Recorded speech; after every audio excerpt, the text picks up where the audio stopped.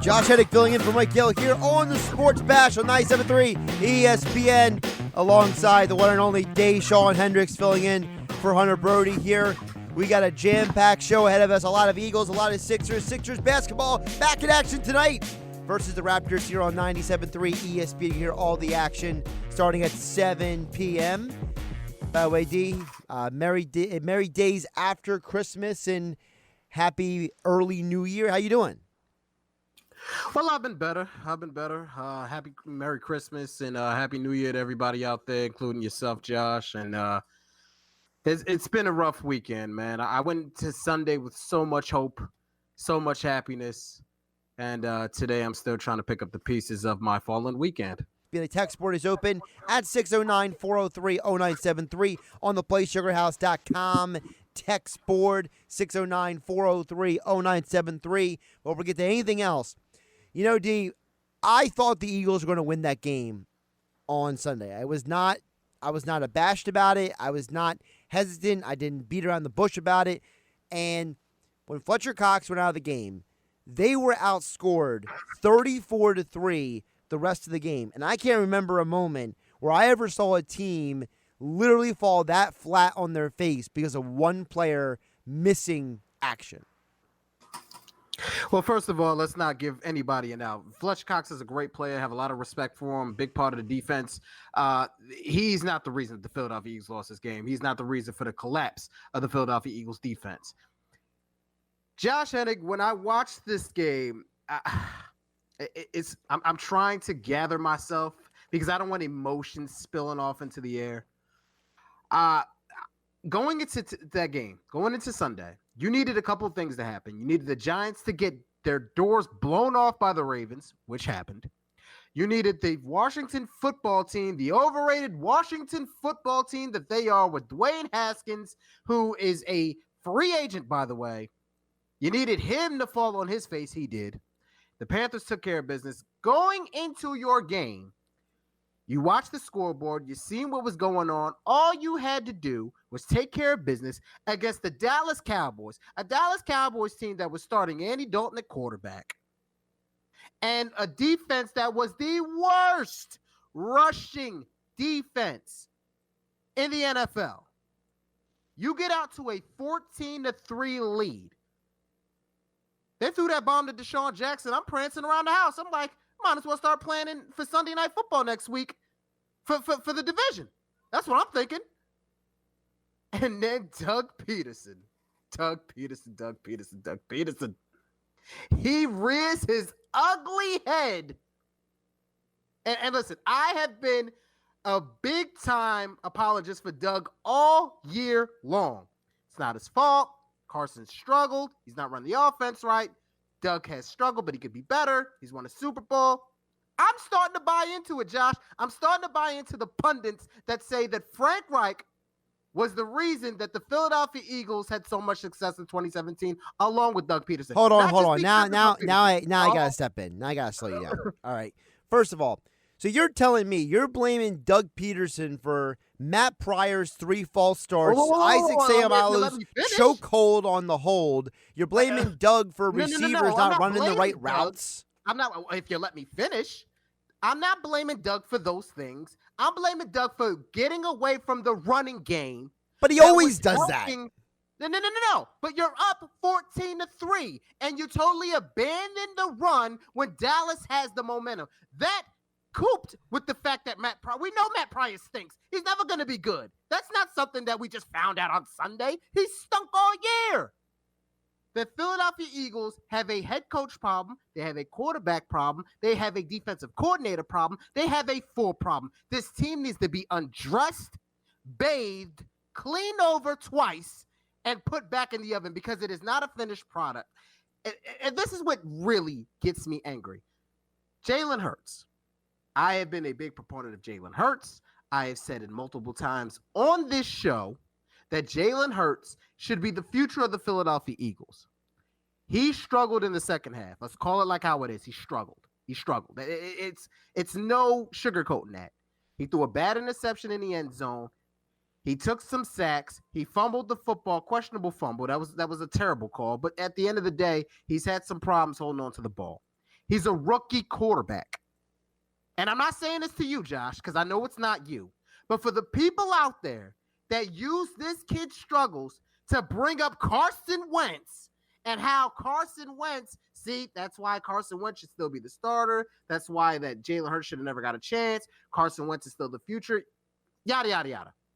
Jalen Hurts is a rookie quarterback. So you mean to tell me, and I'm not talking to you, Josh Hennig, I'm talking to the people out there that feel this way. You mean to tell me that Jalen Hurts had to play spot perfect football for him to take over the job? Now, listen, I'm not over here saying that he is going to take over the job next year, or he should.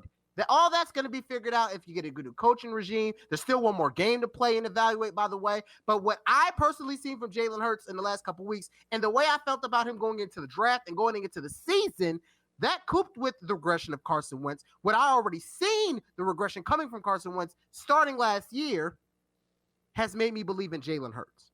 But nothing Jalen Hurts did has anything to do with Carson Wentz. Yes, Jalen Hurts was the victim of some things that Carson Wentz was. Receivers not getting open, drop footballs, bad offensive line play, bad play calling. Yes, Carson Wentz was a victim of that for 12 games, and Jalen Hurts was a victim of that last Sunday. But even with all that, Jalen Hurts still threw for over 300 yards, still rushed for over 60 yards. And there reportedly he had a lower body injury. I don't want to use that as an excuse, but that was reported. So the point that I'm making is that there's a lot of blame to go around. But personally, the Philadelphia Eagles need to answer a big question. It's either Hurts or Wentz. And you need to pick the best head coach going forward with whoever that's going to be. And to be honest, I'm not sure Doug is the answer with either of them. All right, where would you like me to start? Because you went about 20 different ways there, and I wanted to let you finish because I know when you get on a roll, you start rolling, and you're like a freight train there. Josh, listen, Josh, you have the floor. You can undress everything I just said. You have the floor. All right. So first of all, I agree with you about the Hurts thing, and anybody who uses the Hurts threw an interception or Hurts had a fumble to say anything about Carson Wentz, they take a long walk on a short pier, because what you're doing is you're comparing apples to cucumbers at this point. It's not one and the same. The analogy doesn't line up. And if you're using anything Hurts does as an excuse for Wentz, then you're a neophyte, okay? You just don't know anything. Here's the deal with Doug Peterson.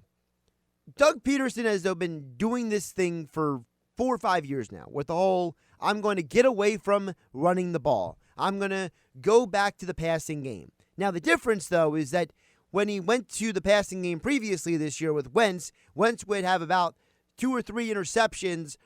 Hurts, the one interception he threw, in my opinion, the receiver went the wrong way, and I think that's a bad play call by Doug Peterson. But I don't know if getting rid of Doug Peterson solves any of the problems, because the real problem with this organization, to me, is not about Doug and his play calling. The problem in this organization is this team came into the season with high expectations. And you mentioned the blame has to go around.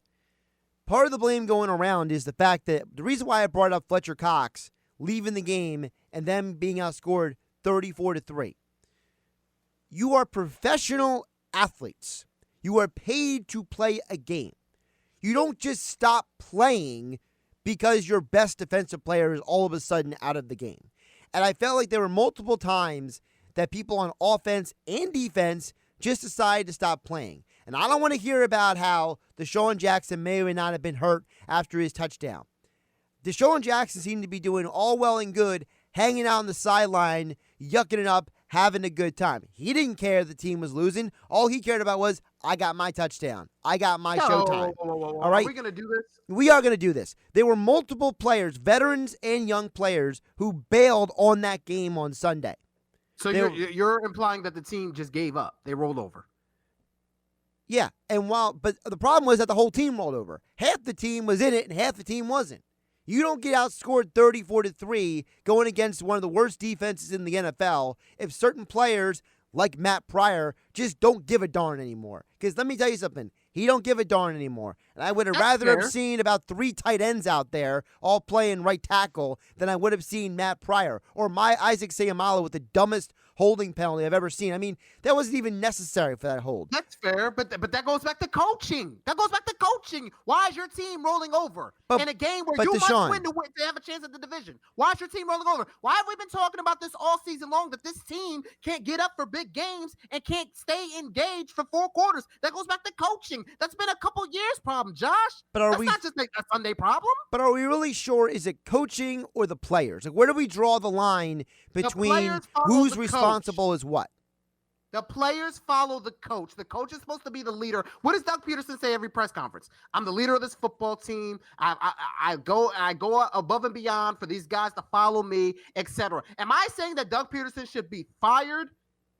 No, but I'm saying that I'm not opposed to it anymore.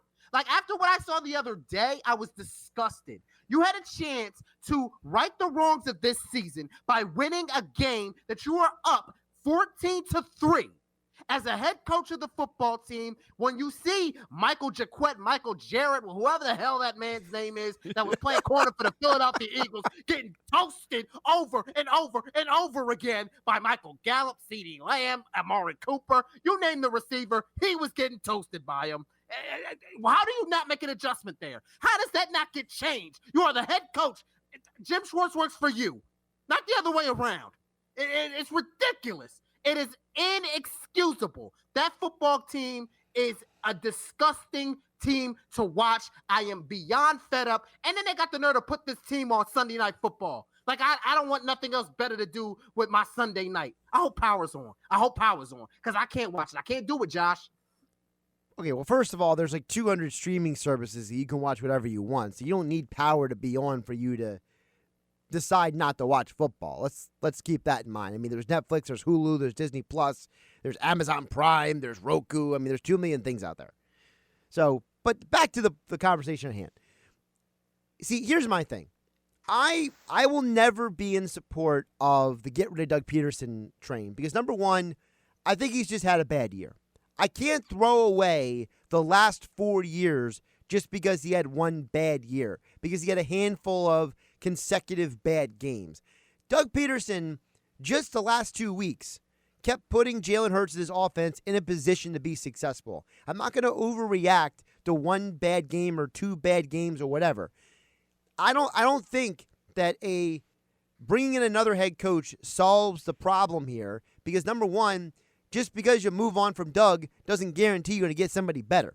We've seen numerous times in the NFL where you think, we got to get rid of this head coach. They fire that coach, and they get somebody worse. Look at the Jets. They're a mess. They thought, we're going to get rid of Todd Bowles. He's not getting the job done.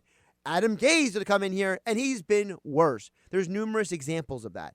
I don't believe that moving on from a coach is always the solution because how many times have we seen Super Bowl winning coaches have down years? John Harbaugh, Sean Payton. I'm going to give Doug a year. I say, listen, if you have one bad year, it happens. You won this franchise Super Bowl. I'm going to give you one more year to show me that this year was just a bad year with a billion injuries and a quarterback mess. Whoa. So, okay, listen. All that is fair under that premise, but it's not just a bad game. It's not just a bad year. Let's go back to 2016 when the man was hired. And listen, this is coming from a Doug Peterson fan. I wanted Doug Peterson to be the head coach. In 2016, he had some of the same blunders. He got the excuse it was a young team, it's a rookie quarterback, new regime, et cetera, et cetera. They had a chance to make the playoffs that first year. They started out 3-0. People seem to forget that because the team won the Super Bowl the next season. Everything came together for that year. But let's stop talking about 2017. People, Dashawn Hendricks here. I hope y'all can hear me. 2017 is over. 2017 is over. I don't want to hear about 2017. Let's talk about 2018, the year after, where the warts of Doug Peterson's play calling, clock management, etc., started to rear its ugly head. Hey, let's talk about last year, because if it wasn't for you playing in the worst division in football and you barely beating the teams. People want to talk about Carson Wentz playing so well the end of the year. Let's talk about how I was in person against the New York Giants at home, and he looked like dog you-know-what in the first half, and then barely pulled it out in overtime in the second half. How about the Washington football team or the Redskins or whatever the hell they were last year when he barely beat them at the end of the game? And then you don't even want to talk about the Cowboy game, how, yes, he did play well. There were things that happened. You were at home, but Dak Prescott didn't even show up in that game. He was non-existent. So things had to roll your way for you to barely make the playoffs last year when coming into the season, people forget you were supposed to be a Super Bowl favorite because the thing of Nick Foles was a thing of the past and Carson Wentz was supposed to be taking the next step. I'm sorry. I'm tired of excuses when it comes to this football team. I'm not saying you're making them because what you're saying has some premise under that narrative. But when it comes to the Philadelphia Eagles, in my opinion, Doug Peterson, he has had these warts for years, and it's all starting to fester itself this season. Am I saying that the man should be fired? No, but I am no longer opposed to it. If you want to bring in a fresh voice, it's time to rebuild this team because that Super Bowl window, the new norm, it's over. PlaySugarHouse.com text board is open at 609-403-0973 to get on the conversation, 609-403-0973. He's Dashawn Hendricks. I'm Josh Hennig here filling in on the Sports Bash for Mike Gill and Hunter Brody on 97.3 ESPN. Everything you said has truth, but it conveniently omits other aspects of the picture because you can criticize Doug's play calling, but who exactly is that much better in the league that you're going to get that's better than Doug Peterson? Is that a trick question? No, it's not. That a trick question? Who? Listen, if you fire Doug Peterson right now and you bring in some other great offensive mind, who exactly is that going to be? Well, I mean, you're asking me that. I don't know who's available yet. I mean, if we're talking about the coordinators that are reportedly available, I love Eric Bieniemy. He hasn't proven as much as Doug Peterson, obviously, but he's a fresh voice. Listen, if you're firing Doug Peterson, this is the mistake that people make. You can't not fire a guy because you're scared of the unknown of what the new guy's going to do. If you make the decision to fire Doug Peterson, you're making the decision to rebuild this football team. You fire, if you move on from Doug Peterson, what you're doing is admitting two things. You're admitting that 2017 was a fluke. 2018 and 2019, when you went 8-1 in December, are flukes. You're admitting that the collaboration that you, Jeffrey Lurie, set up between Howie Roseman and Doug Peterson, your idea didn't work out the way you wanted, and you're going to take egg on your face. So you're admitting that you've made now not one, but two colossal head coaching mistakes. One, hiring Chip Kelly, giving him too much power, and then Doug Peterson. So but hold on. So do you give Doug Peterson more credit in 2018 than Nick Foles? Because Doug Peterson was the head coach the whole season. Well, Doug Peterson was the one calling the plays for Nick Foles. Nick Foles conveniently was not going kill after every play call. Nobody wants to blame Wentz for the fact that he changes the play at the line every single stinking down. And I'm supposed to sit here and nitpick about which play was Doug and which play was Wentz. I'm watching Jalen Hurts, and Jalen Hurts has more passing yards per game. He is more efficient. He has less turnovers. He ain't doing kill. Nick Foles wasn't doing kill. So we want to sit here and complain about Doug Peterson's play calling, but why is it that he can have a good play calling for every single quarterback unless his name is Carson Wentz? Okay, so let me ask you a question right there. Let me ask you a question.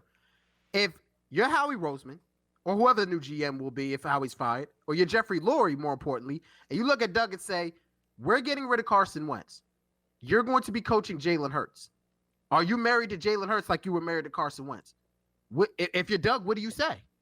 I think if you're Doug in private, you're telling everybody there's a reason why I talked to Jalen Hurts after every offensive possession, and Carson Wentz never talked to me. He went over there and talked to Press Taylor and Nate Sudfeld every time. Well, let me piggyback off that.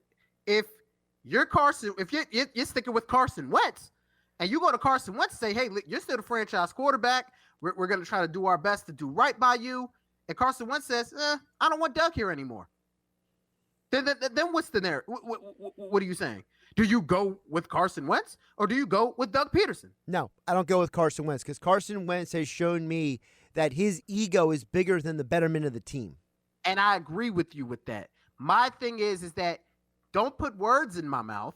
I'm not saying Doug should be fired. I'm saying I'm not opposed to him being fired. And I believe that you shouldn't be opposed to it either. Because Doug, albeit he won the Super Bowl in 2017, he is not without blame for what's going on since. He is not without blame. So if the organization decides to move on from Doug or mutually part ways, because I don't think if he was fired, I don't think they'd fire him. I think they quote unquote mutually part ways. I don't think you should be opposed to it, because if they bring in a Brian DeBall, who I'm a fan of, if they bring in an Eric Bieniemy, who I'm also a fan of, if they bring in the quarterback's coach from the Chargers is escaping me his name, Pep Hamilton. There we go. Hamilton. If they bring in somebody like that, then you're rebuilding this football team, which is something that a lot of fans think they need to do. Am I saying that you should just blow it up? I'm not opposed to it. I'm not. So I'm just saying that look at everybody. Me and you are on the same page with Carson Wentz. Well, I'm not, denying that.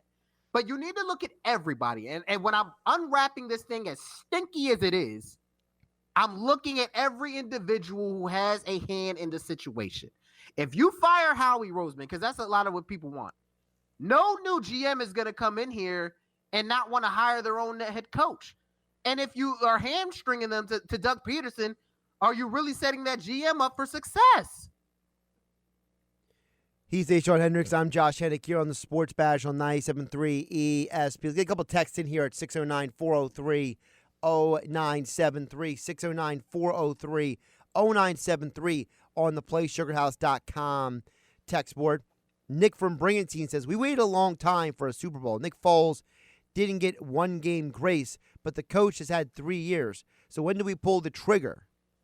See, the problem with Nick's perspective is that you can't put how they handled Nick Foles in the same category as Doug, because Nick Foles, first of all, remember, Nick Foles didn't want to play football. Remember that? The whole thing, they had to coax him out of potential retirement to be even the Eagles' backup. He was still here in 2018, and if it wasn't for Alshon dropping that daggone pass, they probably could have gone to the championship game, and who knows what would have happened after that. So it's not like Nick Foles didn't have another chance in Philadelphia. They gave him the opportunity, and he was the highest paid backup in the NFL. Remember that? No one talks about that. And then he said he wanted to go out there and find his own way. Well, his career has gone sideways since then, because apparently Nick Foles can't play well anywhere except for Philadelphia. So I can't sit here and say that Doug and Nick Foles are on the same plateau when it comes to this situation, especially when you don't blame Nick Foles for any of the stuff that's going on. It's not his fault of anything that's happened. I agree with you. I had to get some water, Josh. It's been a long week. It's been a long weekend. 609-403-0973. Dan in EHT says, I think the Eagles have a culture problem of accountability. No coaches are getting in players' faces. Well, first of all, that's not 100% true. Doug Peterson grabs Jalen Hurts after every play and talks to him. He doesn't yell at him. I'm sorry he's not yelling at him, but he's talking to him after every play. There's plenty of times where Stoutland is ripping into the offensive line after drives. They don't talk about it too much on TV. No. What's that gentleman's name? Nick? His name was Nick? Dan from EHC this is. Dan, I'm sorry. Dan from EHT. He has I think there's some validity in that. I mean, Carson Wentz was not held accountable until it was too late. Alshon Jeffrey didn't play well until Jalen Hurts came in. Deshaun Jackson, I love the guy to death, but as soon as he was healthy, he was allowed to come in and take his starting role. I mean, there has not been any accountability in it, and this team has a discipline issue as all these penalties. You've seen it last Sunday. Every time I turn around, it's a false start here, it's a false start there. Guys have been stinking up the joint all season long, but still starting in their places. Jason Peters, listen, I got a lot of respect for the guy, and he's a very large individual, so please, Jason Peters, do not hurt me. But at the same time, that man should have never been on the roster for the last 2 seasons. Not just this year, last 2 years. Jason Peterson retired 2 years ago. Hell, if we're being honest, he probably should have retired 3 years ago. Well, here's the problem with everything you just said, because Dan and EHC brought up a culture problem. You brought up Jason Peters. You brought up Carson Wentz. Well, who's the person who's been in the corner of both of those individuals more than anybody else in the franchise? It ain't Doug Peterson. It ain't Howie Roseman. It's Jeffrey Lurie. You're worried about the culture problem with the franchise, but yet the culture problem starts with the owner. The owner is the one who loves Jason Peters. The owner is the one who was enamored with Carson Wentz, part of the reason why they drafted him in the first place. The owner is the one who loves Howie Roseman. They've been lifelong invested in each other. When Chip Kelly didn't want Howie Roseman, Jeffrey Lurie reassigned him in the organization to keep him on staff. Jeffrey Lurie is the start of these culture problems. Yes, it starts. Listen, nothing from the snake doesn't start with the head. But at the same time, Jeffrey Lurie is behind the scenes. Doug Peterson is the head coach of this football team. He's making the choices of who plays, who starts, and who doesn't. And I'm taking that because that's what he tells us. So from that point of view, Jason Peters should not have been starting as long as he could, as long as he did. Carson Wentz should not have been starting for as long as he did. That's all I'm saying. That's all I'm saying. Well, all I'm saying is that Doug Peterson says multiple times that him and Jeffrey Lurie talk very often. So how much of what's going on is being told him by his boss, and how much of it is really Doug making his own decisions? Are you Doug's agent today? Are you Doug's agent today? I mean, you have been giving every single argument of why nothing is Doug's fault. Do you acknowledge that Doug Peterson has come up short the last couple of years? No, do you acknowledge that? I do acknowledge that, but I just think it's convenient that we want to make the buck stop with Doug Peterson, but we want to absolve the owner of any responsibility. No, Jeffrey Lurie has some blame in this, but we're talking specifically about Doug Peterson. Is Doug Peterson a top 10 NFL coach in your opinion? Top 10? Is he top 10? No. Is he top 20? Not anymore. Top 20, absolutely. Oh, not anymore. So you let's get to that. I'm glad you said that. Well, hold on. We're way past time for the break here. We got to get the break. We have Paul Hudrick talking Sixers coming up next. Now, back to the Sports Bash on 97.3 ESPN. Josh Hennig filling in for Mike Gill alongside Dashawn Hendricks filling in for Hunter Brody here on 97.3 ESPN. We'll get back to your text in just a bit at 609-403-0973. But right now, joining us on the Boardwalk Honda hotline, Paul Hudrick, our Sixers insider for 97.3 ESPN.com, covers 76ers, as the Sixers are back in action tonight, taking on the Toronto Raptors after a bizarre weekend, to say the least. Paul, how you doing today? I'm great, Josh. How are you, man? Doing pretty good. So I want to start with the weekend because it felt like, all right, they get the win against the Wizards. They pretty much handled their business with the Knicks. But then they go to the Cavs team, and I know Joel Embiid didn't play, but man, I got some serious questions about how this team is going to function without Embiid on the floor if that's the way they play. I know it's only one game. I don't want to overreact, but it definitely was, at least to say, a head-scratcher.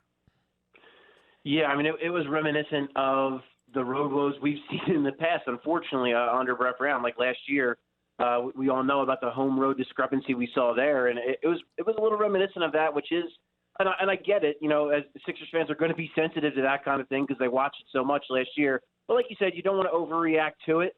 You also don't want to gloss over it. I think there's kind of have to be a happy medium of, all right, we recognize it happened, it was bad. Recognize, for the team why it was bad. But then you got to move on.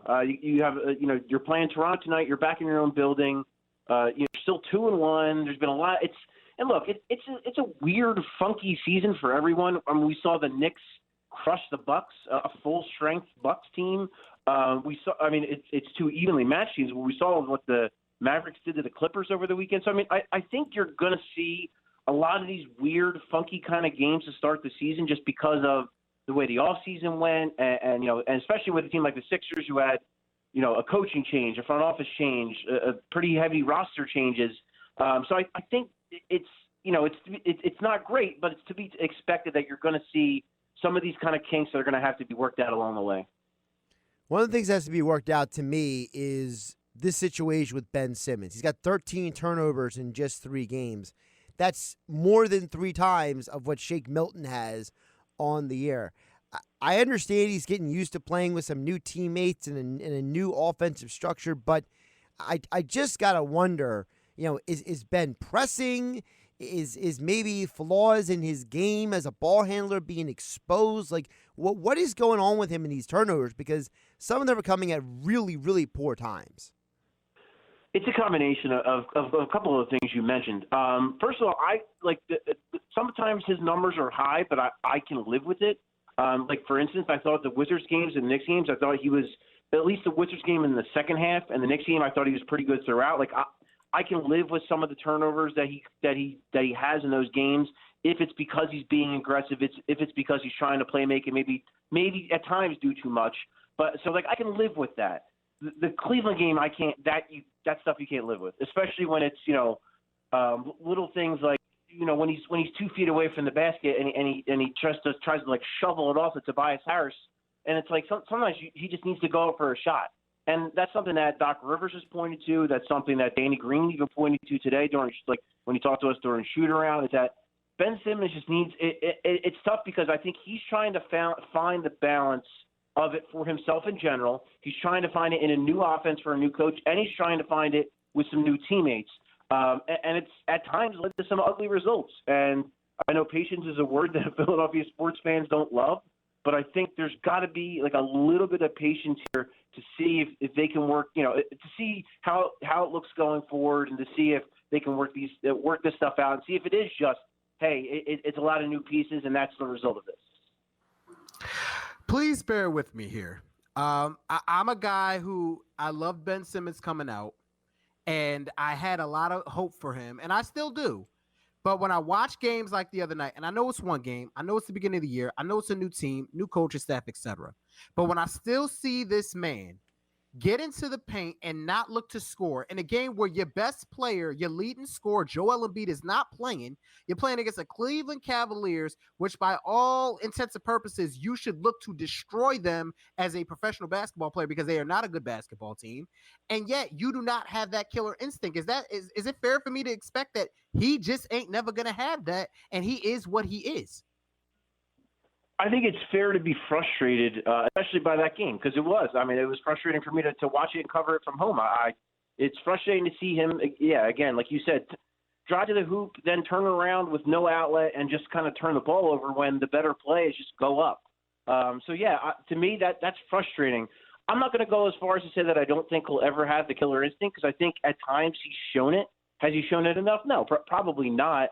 And I do think that some of the, quote unquote struggles he's had so far, the Cavaliers game obviously stands out the most, but in general, it is him trying to find this balance. And there are games, I can even point to just last season against the Cavs when Joel Embiid didn't play. That was one of his best games of his career. He had 34 points that night, was aggressive, was looking to get to the paint. So I do think that he flashes it at moments. Is it enough? No, I personally don't think it is. And to your point, when Joel Embiid is out, he needs to be that guy. He needs to look to score.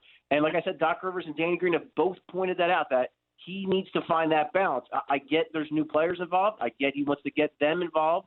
And, I get he's understanding a new offense. But there are times where he just needs to be that guy, and he needs to take over and be aggressive. And I think he did that in the Knicks game in the second half. I thought you saw it. The Cavaliers game, that just wasn't there at all. And I'd also like to point out that I thought the Cavaliers, first of all, the Cavaliers are 3-0, and they actually played, they were hungry that night. I mean, that's what I saw too. I mean, as much as I agree with you, that's a team the Sixers should beat. They were the hungrier team that night, and it showed. I only say this because it's on the tip of everybody's tongue. It's obviously relevant with what everything's going on in the NBA.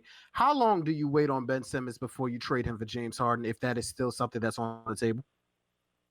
Well, for me, I've been pretty steadfast that quite frankly, if the deal is Ben Simmons for James Harden, I do that. If that's the deal, that all indications are that is not the deal.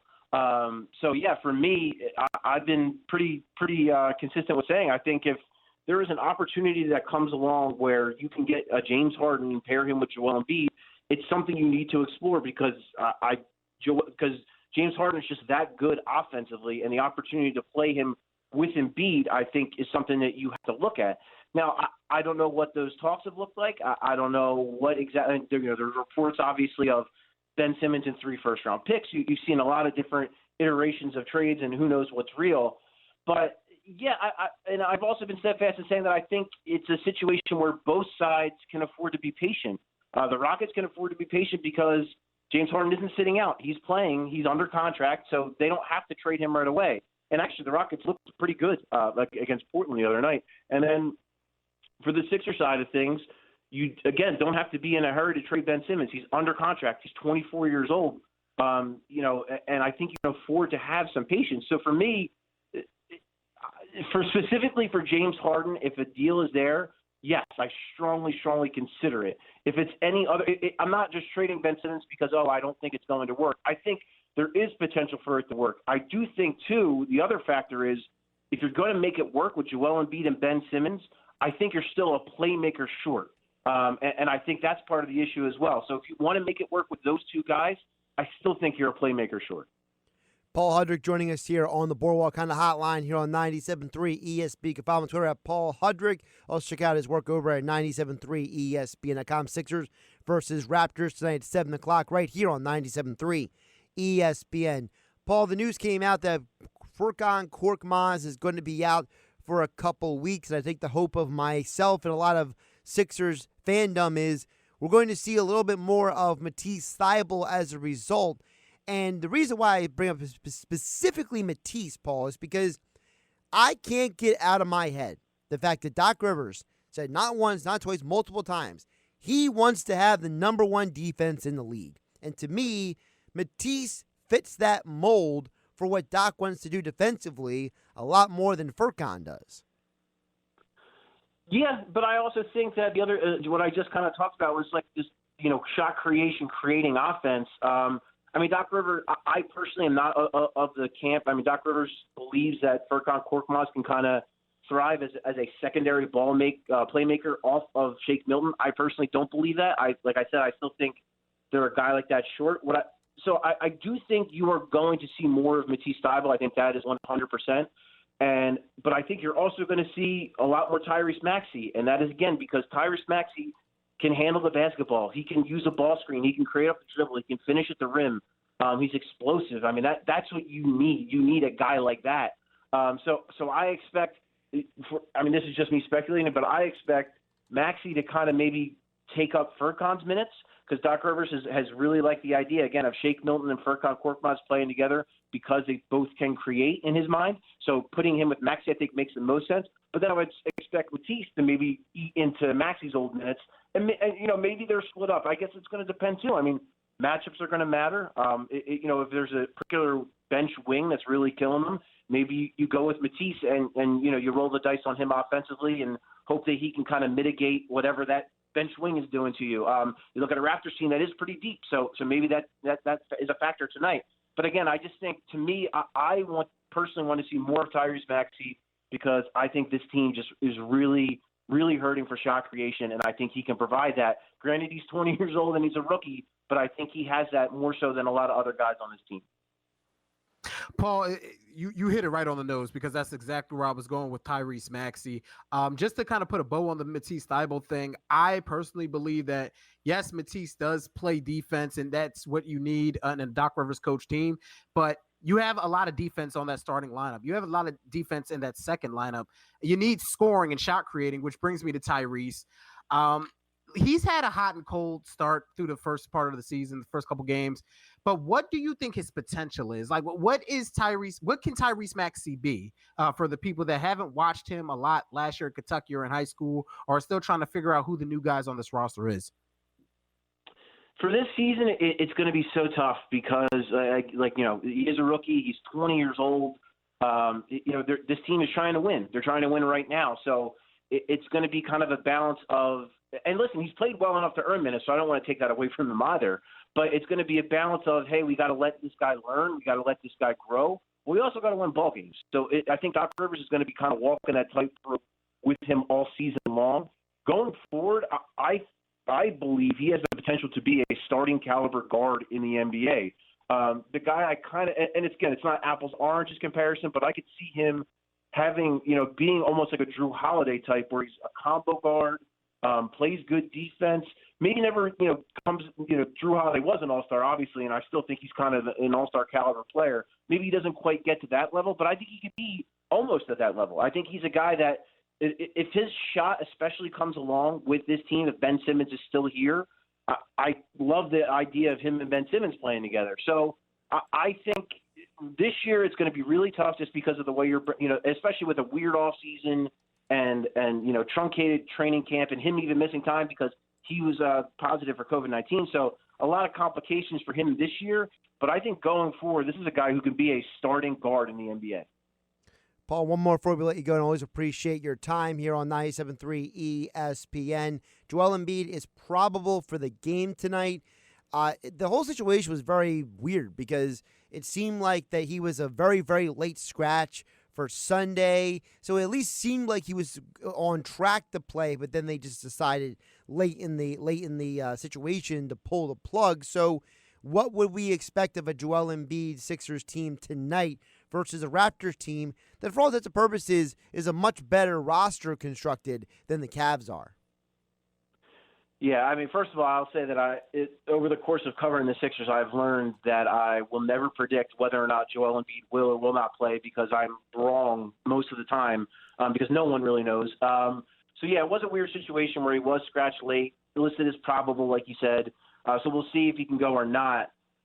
I'm interested to see the matchup because they don't have Marc Gasol and they don't have Serge Ibaka anymore. But they do have Aaron Baines, who has done a decent – I think maybe it's a little bit overblown, the job he's done on Embiid. I think he's done a decent job in Embiid in the past. But I think more so what I'm more interested to see is I think Nick Nurse is absolutely a top-notch coach, and he schemes and game plans for Joel Embiid better than any coach maybe I've ever seen. So that's what I'm more interested in. How's it going to look when Kyle Lowry's flying in on a double team or Fred VanVleet? How's that going to look? How is Joel Embiid going to react to that? Is he going to make the right decisions and pass out of it? So far, he's been pretty good in those situations. I haven't seen, again, the Cavaliers, didn't play in that game. The Knicks weren't up to snuff as far as, being able to handle him one-on-one or even, do well double-teaming him. So I'm very curious to see what he does against a coach that has historically schemed him up very well and to see how he reacts. Make sure you follow Paul on Twitter at Paul Hudrick. Check out his work and coverage over at 97.3ESPN.com. Don't forget to subscribe to his podcast, Coming In for a Landing. And as all guests, Paul Hudrick appeared on the Boardwalk on the hotline here on 97.3 ESPN. Sixers Raptors tonight at 7 o'clock on 97.3 ESPN. Paul, appreciate the time. Anytime, man. You got it. Now, back to the Sports Bash on 97.3 ESPN. Don't forget about my friends over at weightliftinghq.com. Listen, 2021 is literally days away. Don't wait to change your life. Your health and fitness goals are in reach with weightliftinghq.com. They are not just located in South Jersey. They will deliver the equipment right to your home. So whether you want bench and squat racks, kettlebells, dumbbells, resistance bands, cardio and fitness machines, and more, they have it all at incredibly competitive prices. Make sure you get in on all the great deals over at weightliftinghq.com. Code radio10 at 10% off at checkout. That's radio10 at checkout at weightliftinghq.com. Josh Hennig filling in for Mike Gill alongside Dashawn Hendricks filling in for Hunter Birdie here on the Sports Bash on 97.3 ESPN and the 97.3 ESPN mobile app. We'll get back to you on your texts in just a bit at 609-403-0973 on the PlaySugarHouse.com text board. We got a lot of Eagles and Sixers still to get into throughout the show, but as we do each and every Tuesday, the final time we chat with him here on 97.3 ESPN in the year 2020, he is the big man on campus, Barstool Sports, the one and only, at Geoff Nadu on Twitter. As all guests, he appears on the Boardwalk on the hotline. Make sure you check out the latest episode of the Big Man on Basketball podcast. I mean, just tons of great college basketball content on there. Geoff, how you doing today? I'm doing good, guys. Thanks for having me on. I appreciate it. Appreciate the plug. Got some NBA stuff as well. Always very basketball driven. So thank you for the plug. Appreciate it. Well, I'm plugging on purpose also because I was listening to it last night, and I kind of had a big picture question out of some of the things you guys are talking about. We were talking about Gonzaga and Kentucky and everything. And when it comes to college basketball, and I'm just curious of your perspective on this. when we get closer to March and we start looking ahead to the tournaments and the conference championships and the NCAA tournament, it's starting to feel, at least to me, like with all of these reschedules and these cancellations and these things moving around and, Mike Krzyzewski putting his tail between his legs and running away from out-of-conference opponents, it feels like a lot of these schedules and the strength of schedule is going to be really obtuse and maybe hard to differentiate some this year. Yeah, it definitely is going to be. Obviously, there's still the same principles, but yeah, with all the cancellations, and there's been a lot of really tough cancellations. I mean, a lot of good games. I mean, Gonzaga, Baylor, and some of the other ones that were canceled. It seems like a lot of the good games have been canceled. So it's definitely going to be a little bit different from a committee standpoint. But, the good thing about teams, it's really going to hurt seeding and that kind of thing. But, yeah, I'll let, Lenardi and all those guys in the committee handle that. But, I use some metrics to just kind of figure out strength of schedule and kind of use those sorts of things. But, yeah, it's definitely going to be tougher, a lot of neutral courts and just weird scheduling things. You have conferences, they're doing back-to-backs this year in conference play, so that's kind of interesting. So, yeah, all sorts of different stuff thrown in that you wouldn't normally throw in. I actually I just completed an interview for tomorrow's show with Chris Mooney, who is the coach of the Richmond Spiders, one of the great mid-major programs. And we talked about kind of the situation. They had a COVID stoppage and just it really seemed like hell just trying to schedule games and as a team kind of put it through. So I think at the end of the season, a team like Richmond is a team that I want because they're so experienced. They have a ton of continuity. So finding those teams is really going to be what you want, I think. And it's interesting because you mentioned Richmond. They're already 6-2, so they've gotten 8 games in this year. And you guys mentioned on the pod when I was listening last night how loaded this 8-10 conference is going to be. A team like them, if they make it out of that conference, they could be a serious team to watch for in the tournament. Yeah, no, they definitely are. And I picked them number 1 in this conference. I think they're an at-large team even if they weren't to win this conference tournament. I think they can get in. They have some really good non-con wins. And, like I said, one of the oldest teams in the country, a lot of continuity. They have a really fun offense. They run a Princeton-style offense. And, as I said, they're really mentally strong. And Coach Mooney was talking to me about that, about how, last year they were 24-7 and basically – a possible berth was ripped from their hands by something they couldn't control. And I think a lot of the kids coming back this year is a lot more mentally strong. They had a player that tore his ACL that they had to go through all this cancellation stuff. So, there's a lot of mentally strong will on this team. So, they're a team that I actually think can make a run like a Loyola did a couple of years ago. Richmond's really good, and I'm interested in seeing what Coach Mooney can do. And Coach Mooney's a Philly guy. We talked about some Philly sports stuff. So, it's good to see him doing well and them doing well. Of course, you catch that on tomorrow's episode of the Big Man on Basketball podcast. Hit that subscribe button, iTunes, Spotify, Google Play, whatever your platform is. Big Man on Basketball podcast. Subscribe. Make sure you get tomorrow's episode with Coach Mooney of the Richmond Spiders. You mentioned Philly. That's one of the things I wanted to ask you about because you guys didn't really touch on it too much. I want to know what your perspective is of this Villanova team because they had the game this Saturday. I was looking forward to a lot. Canceled, just pulled up the schedule because of COVID issues. What is your perspective on Villanova this year? Yeah, I mean, I actually heard someone the other day. I don't know if it was a talking head. It was just someone I guess I kind of respect on Twitter. He mentioned that he thought Villanova was the second best team in the country, and I thought that was a little rich. I think Villanova is really good, and I think from an offensive standpoint, they're right up there. Gonzaga and Baylor are right there, but they're right there as well. I guess some of my concerns would just be on the defensive end. I mean, they've had some real concerns this year. I mean, Virginia Tech was a tough one. This is a team, though, that has seemed to kind of figure it out. They've looked really good in conference play so far, but they played a lot of teams in conference in Georgetown and Butler that are kind of down. Beating Marquette by 17, though, is impressive. That's a good Marquette team, but this is what Villanova is, and I know recently they had a stoppage. I think Coach Wright, Jay, has COVID, so they're going to be off for a little bit. I think the game on Saturday was postponed, but this team is really good. Another really experienced team, a lot of continuity. They don't go real deep, but the starting 5 is as good a starting 5 as you'll find. They shoot a lot of threes. They get a lot of threes from the offense from the three-point line, but that's something that Jay does. They're number 1 in the country in turnover percentage, so they just don't beat themselves. And, those are the kind of teams I want to back.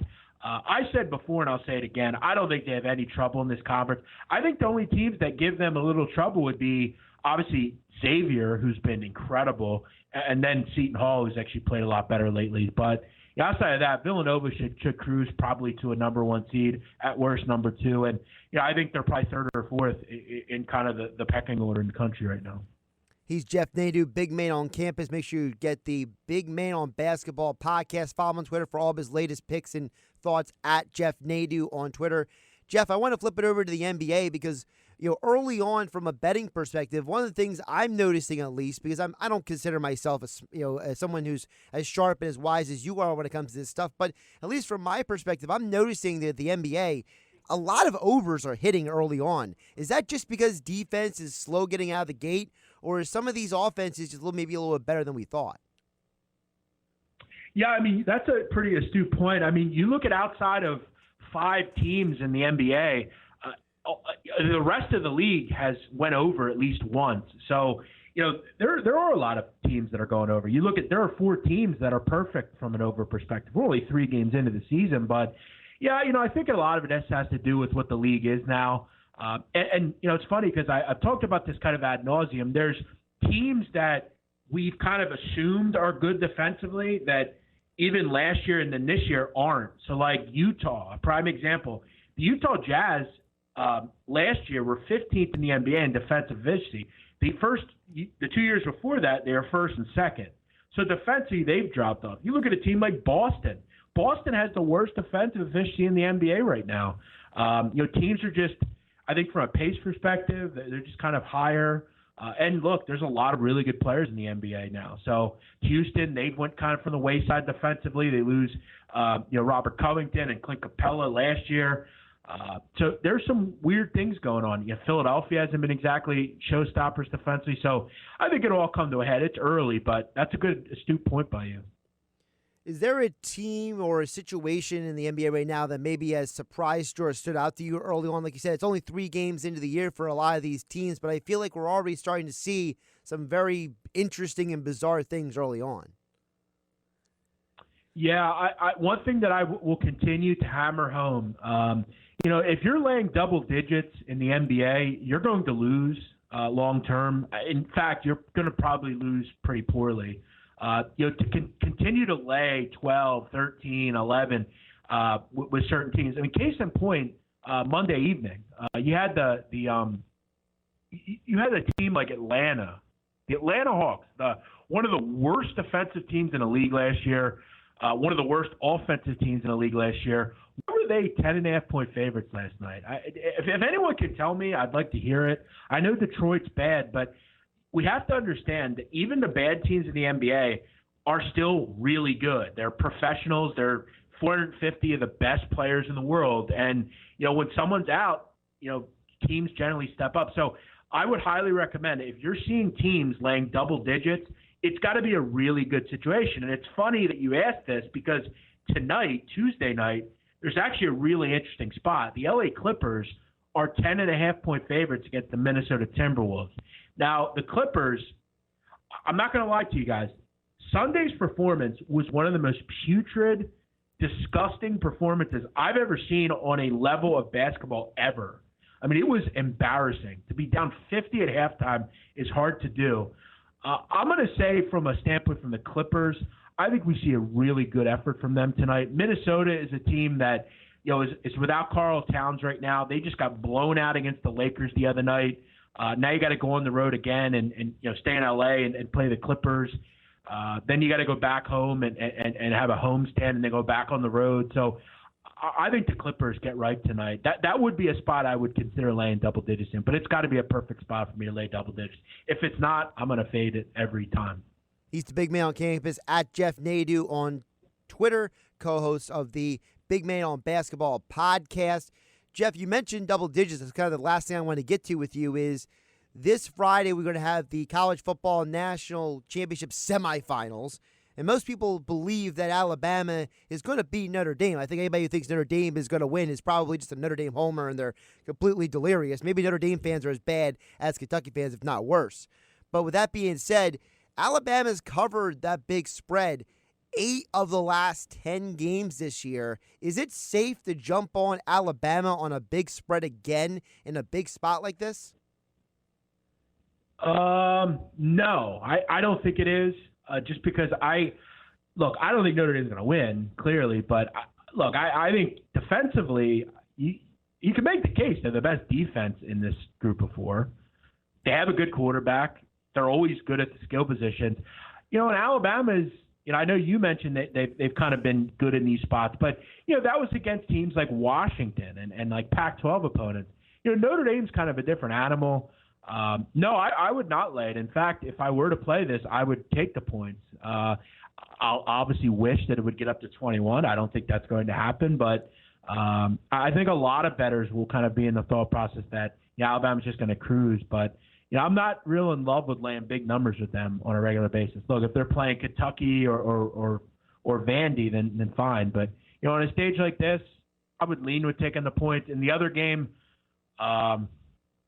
look, I think Ohio State's terrific, but I think Clemson's ultimately going to win again. I just love what they have. I love Lawrence, and we're going to get Alabama-Clemson, so I'm looking forward to it. But 2 games that have they're really tough to gauge. You're ready for the man himself, the big man on campus, Geoff Nadu, at Geoff Nadu on Twitter, the big man on Basketball Podcast. His interview with Richmond basketball head coach Mooney tomorrow on the podcast. As all guests, he appeared on the Boardwalk Honda Hotline. Geoff, appreciate the time, and Happy New Year, my friend. Hey, appreciate it, guys. Thanks for having me on. Same to you. Dashawn, you heard it there from the man himself. He thinks it's Clemson, Alabama. I know you don't agree with that. No, I'm not. Listen, first of all, I'm not picking Notre Dame to win. I think Ohio State's going to beat Clemson. I think they should have beat them last year. I think they'll beat them this year. You feel like that you're going to see, Ohio State versus Alabama just because Justin Fields, or is there more to it? No, I think, first of all, Ohio State's running game has been very good the last couple of weeks.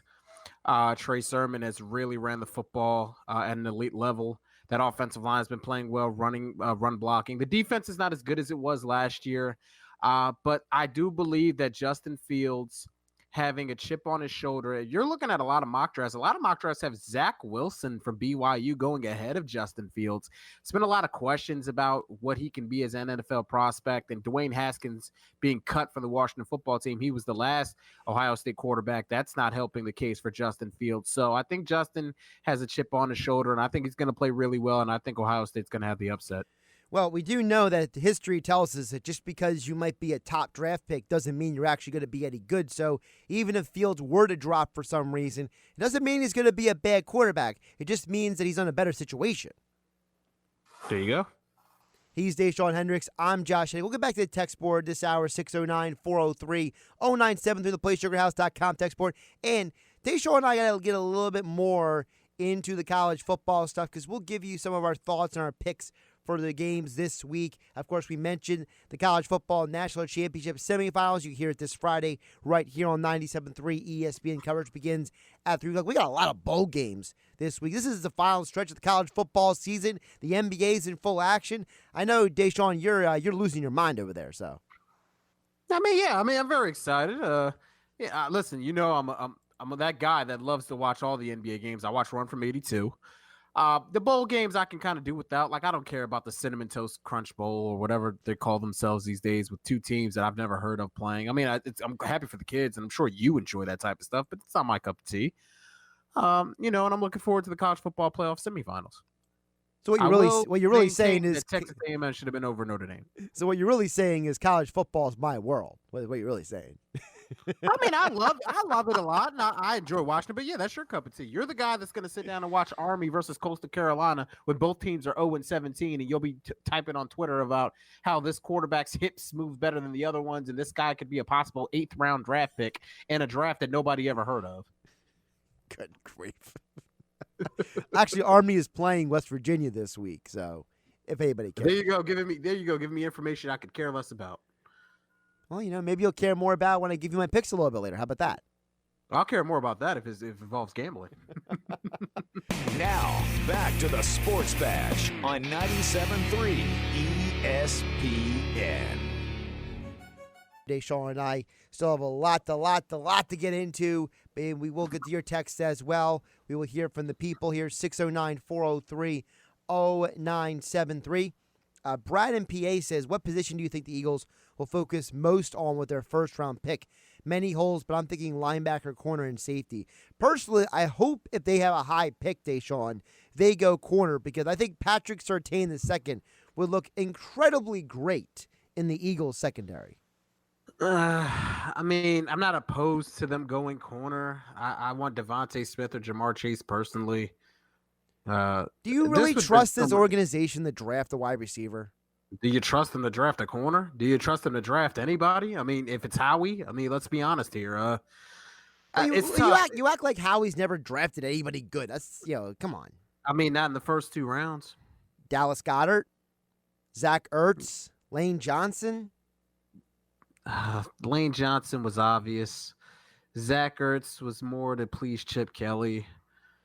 Who was the last? Who was the Dallas last? Goddard. Dallas Goddard. I mean, they just won a Super Bowl. They kind of lucked up into getting him. Well, they traded up to get him. They jumped over Dallas. They jumped over the Cowboys. They traded up. I mean, let's look at you. Say all those names: Jalen Reagor, J.J. Arcega-Whiteside. Well, we can't judge Reagor yet. Andre He's a Dillard. rookie. I like Reagor. I liked Reagor, but when I watch him play, he leaves me wanting a lot more. This is getting depressing. I was just starting to get over the disgust that I had of the Philadelphia Eagles, and you reel me right back in thinking about the slop of a football team. This is I just wanted some playoffs, Josh. Is that all, Jazz? I wanted playoffs. Well, at least they kept you in it till the very end. So now they can ruin now they can ruin the playoffs for somebody else, which I still don't understand. Why on earth is this game on Monday Night Football? Like, why isn't Dolphins? Sunday Night Football. Why isn't it Dolphins or Bills or Browns and Steelers? Whose imbecilic idea was it to put Washington versus Philadelphia? Mason Rudolph is starting, so it wouldn't be Browns Steelers. Dolphins Bills then. Come on. What do you mean? I could see that. I mean, it's in Philly. Jalen Hurts is still starting. There's still a lot of drama there. ESPN and the NFL outlets has kind of really ate up this Eagles drama thing. Washington football team needs to win and get in. The NFC East is always king as far as the ratings wise, because the Cowboys and the Eagles. I can see why. I'm not in agreement. Don't tell. Just because I say I see why doesn't mean I agree with it. You are answering the question in the most rational way you possibly can as you're trying to explain it to me. It's just I don't know. They could have put this thing on 1 o'clock so I can get it over with. It should be at 1 o'clock. I just feel like the NFL. Like you said, I feel like they're just eating up this Philadelphia quarterback situation. I don't know. Maybe NBC really wants to talk more about Jalen Hurts. Maybe Collingsworth is, just fuming, over him on the tape. Wants to talk about how wonderful his arm is or something. I don't know. Either that or everybody wants to make fun of Michael Jaquette. Maybe that'd be an interesting byline to the game. Does Jaquette even start in this game? I mean, he might, because there might not be no Terry McLaurin, so at least there'll be no way to burn him. No, don't worry. I mean, who's the 6th ranked receiver on the Washington football team? Do you know? The 6th ranked, like PFF rankings, or no, like depth chart, like the 6th guy, the guy that he barely made the team and he plays on Sundays and he also plays special teams. He'll go for 300 yards against Jaquette. I mean, it doesn't matter who Jaquette's guarding. I mean, it's some of the worst cornerback play I'd ever seen in my life. And I watched Eagles football for over a decade. I watched Nnamdi Asomugha. I watched Byron Maxwell. Hey, we need to put this on the poll. Who was worse, Byron Maxwell, Nnamdi Asomugha, Jaquette? I mean, it's astonishing how many corners you could put on that poll. By the way, you asked who the 6th guy on the depth chart is. That would be, it looks like if I'm reading their depth chart right, it's Dontrell Inman. I didn't even know Dontrell Inman was still in the league. It shows you how deep we're going here. Well, if Jaquette was lining up in front of him, start that man in fantasy. I'm starting every receiver in FanDuel this week on the Washington football team. Well, the guy you need to start is J.D. McKissick. That guy's been a PPR monster this year because all he does is catch passes. I mean, he's a running back, but they use him more as a receiver than anything else. It's been wild. He's second on the team in receptions. I mean, he's a running back. If he can go out there and line up at wide receiver, he'd probably look like the next coming of Jerry Rice against Jaquette. I mean, he's got 75 catches this year. I mean, that's just a mind-blowing number for a running back, especially a running back who's not a 3-down back. He's not like we're not talking about like Danian Tomlinson or Marshall Faulk here. It's J.D. McKissick, for goodness sake. I'm sorry, Josh. I'm listening to you. I was just watching tape of Jaquette getting torched all over the place on Sunday. Let's get another text in here. Look, he falls down again. That's 097. Amari Cooper makes a move and he falls on his face. Texter chimes in and says, well, he texted a lot of things. I'm going to try to summarize this. He says, the biggest problem with the Eagles this season has been the offensive line. When they get beat horribly. There will be plays defensive linemen not even getting touched by the offensive line. That's part of the reason why Hurts has to be the starter, because the offensive line is absolute garbage, bottom line. The offensive line stinks. I'm not absolving them of any blame. They stink. They do stink. But they're also injured, so I can't I blame the guys who are on the field right now, like Pryor and Sayamalu, but I can't be mad at Brandon Brooks or Lane Johnson, for being injured. They're always hurt. I'm mad at those guys too. I can't get mad at guys there's about no injuries. Playoffs this year. I'm letting everybody know in the listening audience, there's no playoffs this year. So I'm liable to be mad or say anybody stinks or undress anybody on this football team. I'm just letting you know. Lane Johnson, Brandon Brooks, I'm mad at you too. You guys are always hurt. You're not playing. Not in the playoffs. Stink. Is there anybody on this team not named Jalen Hurts that you're happy with at all on any level? I'm not happy with Jalen Hurts either. He fumbled the football. Okay, well, threw an interception. Is there anybody on the team you have anything good to say about who's not named Jalen Hurts or I don't know who? I mean, Deshaun Jackson had a big play. Oh, he had one play. One play. Would love to see more. I mean, it was the last good play the Eagles had all game. I mean, I would love to see him more than just that one play. Might be the last time you ever see him playing in an Eagles uniform. He'll play Sunday. You sure about that? Yeah, he'll play Sunday. All right. Anybody else? Is there anybody else you have anything good to see? Play. Anybody else? Josh Sweat. I like Josh Sweat. Poor guy was injured. He was injured. Yeah, he got messed up wrist. What do you know? I mean, the Eagles' medical tent has got more action. There's more guys in the medical tent than on the field. It's ridiculous. It's ridiculous. That's where my problem with this team.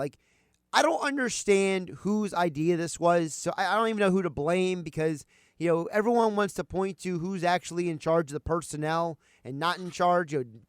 John Dorsey's in here advising Howie Roseman now, and I'm trying to supposedly Joe Douglas was in charge, and now it's Andy Weidel who's in charge. But whoever's idea it was to keep signing injured players, they just need to stop. If there's an injury history, just stop. I'm trying to think of someone on this roster or in this organization to say something nice about. I'm not finding anybody. All right, I'll give you someone. I think Jordan Mailata has done a very good job this year for a guy who never played football before. I mean, the majority of the season, he's stonewalling dudes who are supposed to be way better than him. And he stinks too. Nah, he doesn't stink. He's actually. There was a play. It's funny you mentioned that guy. There was a play on Sunday where he just totally got beaten. Jalen Hurts got blindsided, fumbled the football. They lost yardage. That was a big play in the game. Yeah, he stinks too. Okay, can he be good? Of course, I like him. I believe that he has a future in football and on this team. But right now, he stinks. Another text, 609-403-0973 on the PlaySugarHouse.com. Text board, 609-403-0973. Text says, Carson Wentz is getting traded to the Colts and will win a Super Bowl within 3 years with Indy. Carson Wentz might get traded to Indy. Hold off on the Super Bowl talk for Carson Wentz on any football team. Let's see if he can remember how to, move his footwork the right way, make a correct pass to the right team, have some type of accuracy behind his throws, read a defense, because that's what we've seen this year. It wasn't just bad play calling and he was just put into positions to fail. No, that guy looked like he couldn't play quarterback for most of the football season. But also, the Colts are in a division with two teams that are going to be very competitive with them for the next several years. You think Deshaun Watson, the Texans, are just going to roll over and quit just because Carson Wentz is in Indy? You think that the Titans are just going to stop playing hard just because Carson Wentz goes to Indy? The Colts got to get past their own division opponents for the next 3 years, let alone get Carson Wentz in there if they're going to have success. Don't undersell the fact that the Texans, if they get a good head coach in there and they can start retooling that roster a little bit, they can be right back in there competitive because Deshaun Watson is legit. Carson Wentz stinks too, by the way. Still looking for somebody in this organization that doesn't stink. Fletcher Still looking for Cox, help. Can somebody on the text board help me? Brandon Graham, He didn't really make a difference. Alex Singleton. He stinks. Darius Slay had an interception on Sunday. Took about 15 weeks. Oh, my goodness. Somebody, please help me. Somebody who doesn't stink on this football team, who has not been a walking disappointment on this football team in the organization. Somebody, please help me, because I'm finding it hard to believe that anybody else is worthy. Now, I'm only reading this texter so you can respond to it because they're addressing you directly, okay? Okay. I don't agree with the text. This text does not reflect the views and opinions of Josh Hennig. That's my preface before I read this text. That's your preface. Go ahead. Dashawn, you sound like a Dallas Cowboys fan. All you're doing is talking negative about the Eagles. Hurts is going to be awesome next year. He's learning the NFL speed quickly. When did I say that Hurts stinks? I like Hurts. That's first of all. Second of all, I just, if anybody knows me, I couldn't hate the Dallas Cowboys more. I mean, you couldn't pay me to wear those colors, so I wouldn't say Dallas Cowboys. I'm just being honest. Listen, I'm a diehard Eagles fan, but I'm not paid to, say the Eagles are great when they stink. They stink right now. They're not good. They're not great, and they shouldn't be on national television. I tell it like how it is. I still love the Eagles. I still root for them, but at the end of the day, I got to be honest. They stink. 609-403-0973, the PlaySugarHouse.com text board. Here's a question that is right up our alley. Quarterback question. All right? Texter says, has there ever been a quarterback to hit rock bottom like Wentz and then become great? Maybe Steve Young with Tampa, later going with the 49ers is the only one I can think of. Now, the problem with the question is, he says the caveat is like Wentz. There's never been a quarterback to hit rock bottom like Wentz. Like, we've seen Kurt Warner, basically go to football purgatory and then resurrect his career. We saw Jim Plunkett leave New England and win Super Bowls with the Raiders, but nobody has had the drop statistically that Wentz has had in NFL history. So, realistically, there have been other quarterbacks who have had dips and then resurrected their careers, but there's nobody that's hit just the bottom of the bottom like Wentz has. I compare it all the time to Robert Griffin III. I cheered for him. I wish he could have did well, but he came onto the scene. You can say what you want about read option this, read option that, athletic this, athletic that. You can say same type of thing with Carson Wentz. He played in a certain type of offense ran by Frank Reich and had success. And statistically, you want to give me all the numbers from the last two seasons? Okay, I'll give you that. He put up numbers, but at the end of the day, it didn't translate to winning football. 2018, he was 5-6 as a starter. Let's call it like how you see it. He was a losing quarterback. And then last year, basically, they had to win 4 games against some of the worst competition I've ever seen, and they barely won those games. And then Carson Wentz, before he got hurt in the playoff game, wasn't looking that great either. So, I mean, again, he got hurt. He's regressed. Right now, when he drops back to pass, he's seeing ghosts. He's sacking himself. He's not going through his progressions. He's throwing to the wrong team. He's throwing into the ground, and then he's throwing to the stands. None of those equate to a completed pass or a victory. So, again, I have to see if Carson Wentz remembers how to play quarterback before he become a good one again. Yeah, and the other thing with Wentz is that, the problem with comparing Wentz is, you brought up the Frank Reich thing. We're assuming, we're making a stretch that Carson Wentz was productive because of Frank Reich. But yet we forget about the other person who was involved in that situation, which was John DeFilippo. And there's a lot of people who have reported who covered the Eagles, guys like Geoff Mosher will be joining us in about 22 minutes from now, that John DeFilippo coached Wentz hard. And part of the reason why Press Taylor is the quarterback coach now is because Press and Carson Wentz are buddies. And part of the problem with Wentz is that he's not being coached the way he was, like he was with Reich and DeFilippo. And that DeFilippo is not a very popular guy with certain players in the league because he's an aggressive coach. And maybe that's part of the problem. Maybe part of the problem is everyone's tiptoeing around eggshells around Wentz. No one wants to coach him hard like DeFilippo did because maybe DeFilippo was forcing him to check his, dot his I's and cross his T's, whereas Press Taylor wants to talk about what they're going to have for lunch. Yeah, he stinks too. Press Taylor, I forgot about him. Got to give him some blame. He stinks. I've been saying for months now, I don't know why Press Taylor has a job. I think it's ridiculous. Nobody talks about the fact that this guy was a Chip Kelly holdover. This guy has done nothing in his doggone career to make me think that he's supposed to be here as a coach. If you're going to get rid of anybody this offseason, the number one guy has to be Press Taylor to me. I mean, I don't know if he's got to be the number one guy, but I'm cool with him getting fired. He stinks. I'm cool with it, he says. By the way, he's Dashawn Hendricks. I'm Josh Hennig. This is the Sports Bash on 97.3 ESPN. We're filling in for Markelle and Hunter Brody. Now, back to the Sports Bash on 97.3 ESPN. Josh Hennig filling in for Markelle, along with Dashawn Hendricks filling in for Hunter Brody here on the Sports Bash on 97.3 ESPN. We'll get back to your text in just a moment at 609-403-0973. But I want to remind you guys about FanDuel.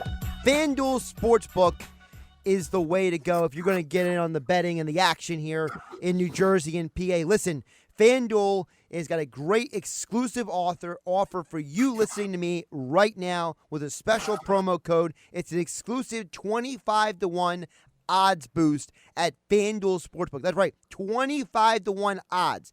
FanDuel Sportsbook is giving you listeners to me right now the opportunity. If you're new to FanDuel, you can get in on the exclusive 25-1 odds boost. You can pick any one of the winners of the two big semifinal games this New Year's Day. So if you think Alabama's going to beat Notre Dame, or if you think Ohio State's going to beat Clemson like Dashawn Hendricks does, you can bet on them, and you can take just you take $5 and win up to $125.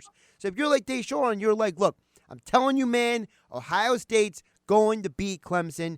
Put your money where your mouth is, and you can get 25-1 odds exclusively with FanDuel Sportsbook. That's a huge reason why FanDuel Sportsbook is the number one sportsbook in New Jersey and PA, aside from the fact they have great odds, they have great specials. Also, the fact it's a simple-to-use app. Unlike some apps that look like they're about 15 to 20 years old in terms of technology and usage, FanDuel Sportsbook is up to snuff, and they are great at giving you great odds. So here's the deal. Use my promo code HENNIG.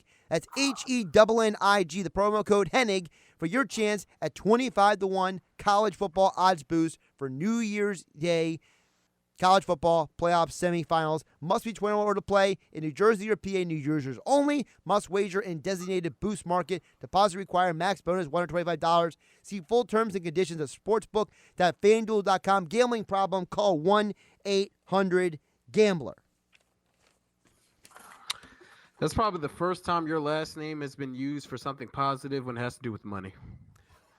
Well, I don't know if that's true. I just don't like to use my last name because it's got to be spelled out. Hennig. It's not the easiest last name in the world because apparently everyone likes to misspell it.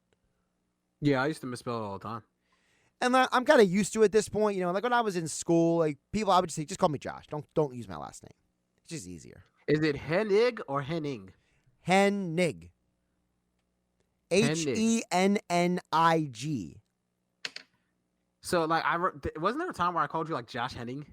Probably. Everyone has. I think there was a time. Like, Billy Schweim still does it sometimes. Billy Schweim still does it sometimes. Billy Schweim's known me longer than you've known me.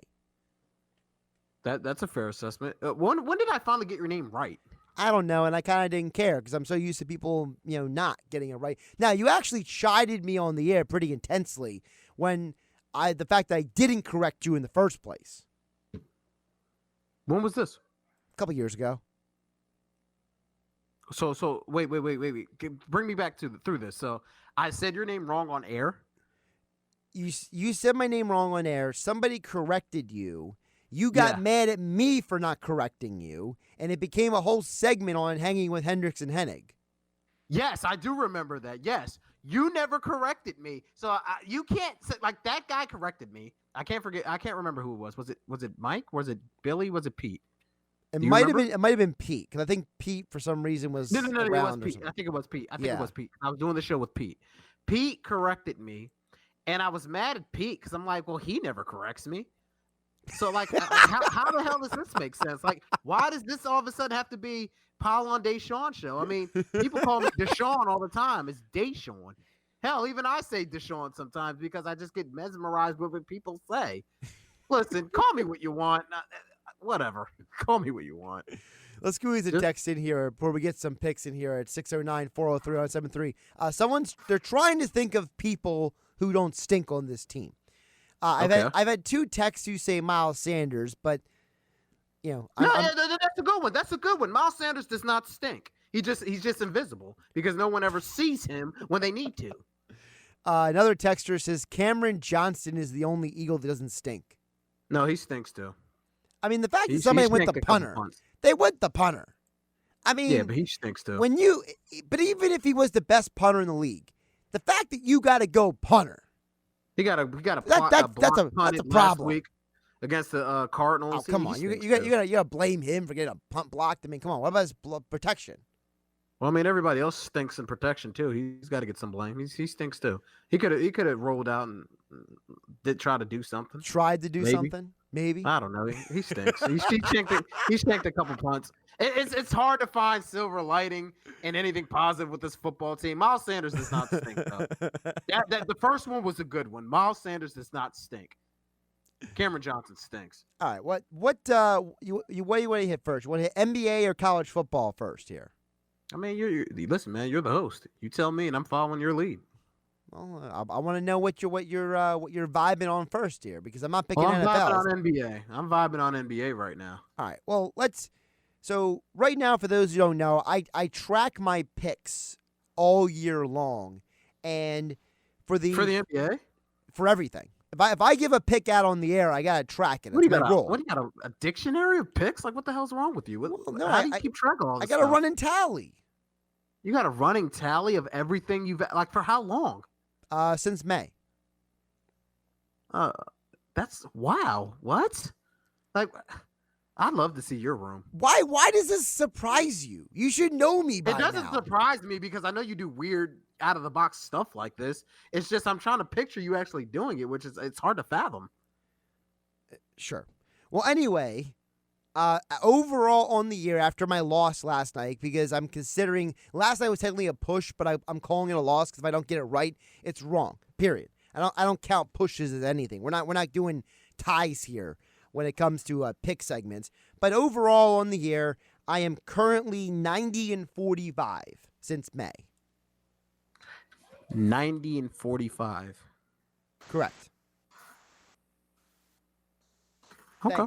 Thanks for the great feedback there. Appreciate it. I mean, listen, I don't believe it. I haven't heard all of it. It's not that I suspect you're a total liar. I just don't believe it.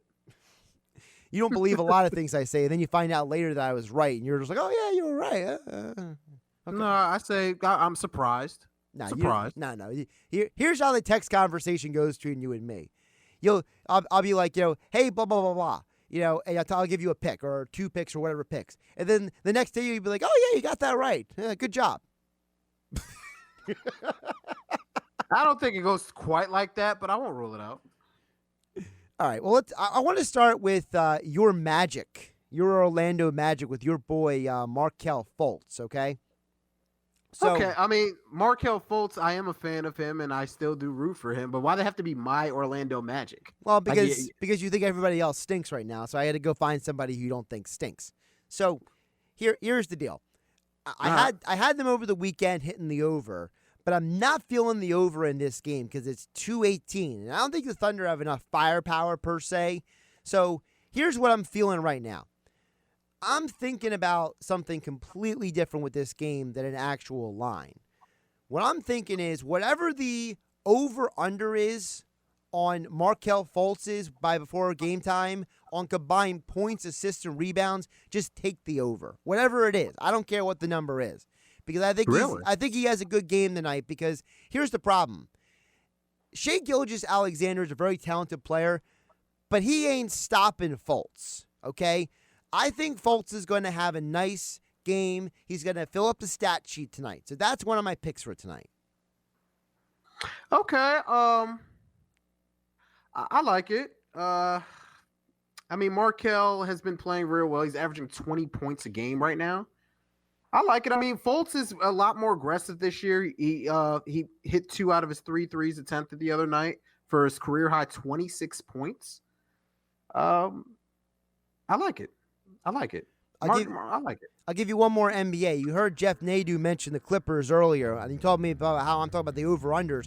I'm taking over the 227 on the Clippers and Timberwolves. I don't know if either one of these teams can play defense, but I know they have offense. There you go. I'm with you. I'm with you on that. All right. Sipping that Kool-Aid. There's 2 picks for you over on FanDuel Sportsbook. Use promo code Hennig, HENNIG, to get that 25-1 odds on the college football national championship semifinal games. I'm saying take Alabama at 25-1 odds because Alabama, I think, is going to beat Notre Dame. Yeah, I agree with Alabama destroying Notre Dame, but Ohio State over Clemson. You heard it here first. I'm going Clemson. I think they're the better football team. You would. We'll get more into football coming up next. Geoff Mosher, Inside the Birds podcast, his thoughts on Jalen Hurts and the Eagles and more here on 97.3 ESPN. Live from inside the Matt Black Kia Studios, it's Football at 4. Football at 4, powered by the Inside the Birds podcast on 97.3 ESPN. We got another switcheroo for you today. We swapped Geoff Mosher and Andrew DiCecco again this week. Andrew will be back on Football at 4 tomorrow. Geoff Mosher joins us today here on the Sports Bash on 97.3 ESPN. Josh Hennig filling in for Mike Yell alongside Dashawn Hendricks here on 97.3 ESPN as Geoff Mosher, as all guest appears on the Boardwalk Honda Hotline. Of course, the Inside the Birds podcasting network. You got Geoff and Adam Monday, Wednesday, Friday. Tales from the Blind Side, Grilling the Birds with Trey Thomas and Derek Gunn. See, Geoff, I got the name right this time. You did get it right. I'm very happy about that. I'm also happy to be hanging with Hennig and Hendricks today. That's pretty good. Deshaun, see, he had something nice to say about us. There you go. Yes, listen, he knows I'm a big fan of him, and I got a little bone to pick with Geoff, though. Oh, geez, here we go. He said that Josh Hennig could play safety, and I was wondering, has he seen Josh Hennig run with those knees? That's a good point. I was basing it on the calves. Josh has gigantic calves, so I feel like he could at least be a box safety and kind of, you know, you don't have to cover too much, but we can just put him in the box and have him make the tackle. I feel like you were hoodwinked, though, like I was. Like, I saw Josh and thought that he'd be the perfect athlete until I seen him run, and then he looked like he could be on the Eagles in the medical tent. Well, that doesn't surprise me. But Josh does have some stories, as you know, Deshaun, from his playing days. And so if we could just, if we can get like 25% of what Josh used to be in high school, we might have been able to put him out there in the secondary for the Eagles. There you go. All right, enough about my potential athleticism based on my Instagram account. Let's get to the actual Eagles on the field, Geoff, because the Eagles' season is officially playoff-wise over, but somehow the NFL has been hoodwinked into putting them on Sunday Night Football in the most important, non-important game of the Eagles' season, because basically, after they've been eliminated for the playoffs, now they can eliminate Washington from the playoffs. Yeah, I mean, the NFL is really it's kind of some interesting primetime games that they've had on lately. I mean, you go back to the Thanksgiving game where, what was it? Was it Tampa-Detroit where that was I forget which one it was. I forget who Detroit Well, Tampa-Detroit was this past Saturday, so that was one of the Saturday games. I think it was Houston-Detroit. Houston-Detroit, it was Thanksgiving. That was right. Yeah. Right. And then last night you had the Bills just completely housing the Patriots on Monday Night Football. And yeah, you're going to have a pretty ugly Sunday night game there.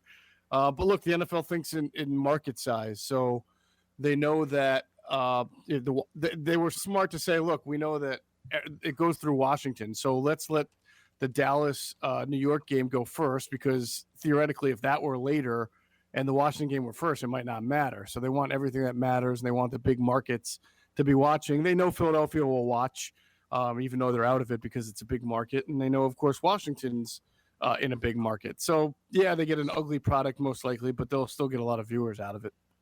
Now, in the aftermath of the game on Sunday, in a game where the Eagles were outscored 34-3 when Fletcher Cox left the game, is that, a lot of people, whether it's myself or Dashawn Hendricks or Hunter Brody yesterday, or even you and Adam on the podcast, the conversation is evolving to this whole situation with Doug Peterson. So where do you stand right now, Geoff, on the future of Doug Peterson? I certainly think it's up in the air right now. Not that I think Jeffrey Lurie has not made a decision in his mind. I think Jeffrey Lurie knows what he wants. but that I would imagine that, a lot of what he needs to find out from here on out, it has to be involved in a conversation with Doug Peterson. He may want certain changes to be mandated within the staff or with how Doug Peterson goes about doing things. And if Doug is willing to do it, then it might save his job. If Doug is not willing to do it, that they may have to part ways, but they have to have that conversation first. And I don't think that they're going to have that kind of serious talk until after the season is over. Now it'll probably happen very quickly after the season, but I'd be surprised if it happened before this season. Before this week here. Geoff, is there a good chance that Doug could be fired? And my premise was that the quarterback question could loom over, because if Doug is really married to Carson Wentz, if you choose to go with Jalen Hurts, which is always up in the air right now, Doug may not want to start over. He may not want to be the guy to lead a rebuild. Yeah, I think that all options are on the table, Dashawn. I certainly think he could be fired. I mean, 4 wins, 5 wins, if that's what it winds up with, is in this city not good enough. And you can then kind of look at the regression since winning the Super Bowl. Yeah, they made the playoffs the next 2 years, but the win totals kept going lower and lower, and then this is kind of a bottoming out scenario. Now, what I don't know, and I think what we'll find out by this time next week, is how much of the situation revolves around what you just mentioned, the quarterback situation. How much of Jeffrey Lurie's decision making is centered on the quarterback position. I have to think that I would think, this is just me speculating, that, and it's pretty obvious, but because of the money that they've got tied into Carson Wentz, and because that they've seen Carson Wentz play at a very high level before, that the number one thing that Jeffrey Lurie would want to do is figure out a way to fix Carson Wentz. And if it means, collaborating with Doug on finding the right people to do it, so be it.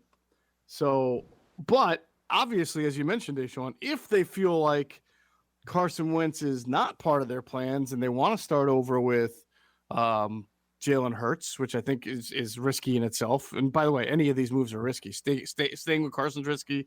Going ahead with Jalen Hurts is risky. But then you're right. Doug may not want to be part of that, and Jeffrey may not even want Doug to coach that kind of this new wave that they're entering into, if that's the way they were going down. But my speculation would be that I think that they would want to try to figure out a way to make this work by fixing Carson Wentz first. Before I ask my next question, I just want to make this general statement, because I want you to know where I stand on it, because a lot of people have accused me of being a Wentz hater, which is far from the truth. I've always loved Carson Wentz. I just, I've seen the regression for years, and I'm being honest about what I see. Carson Wentz, when you talk about fixing him, and if Doug could do it, I mean, we've seen that the last couple of years, Doug and Carson, and I don't believe it's more of on the field thing. I think it's more of a mental thing, personally, with those two. I don't think they feel like they can work together. If that is the case, and you are going with Carson Wentz, which I wouldn't do, but if Wentz goes into, Jeffrey Lurie's office and say, hey, he can't be here if you want me here, what does Jeffrey Lurie then choose to do if he chooses to pick between a Super Bowl winning head coach and his high draft pick quarterback? Are you saying if Carson Wentz says to Jeffrey Lurie that I can't work with Doug Peterson? I can't work with Doug Peterson. I want a new guy in here.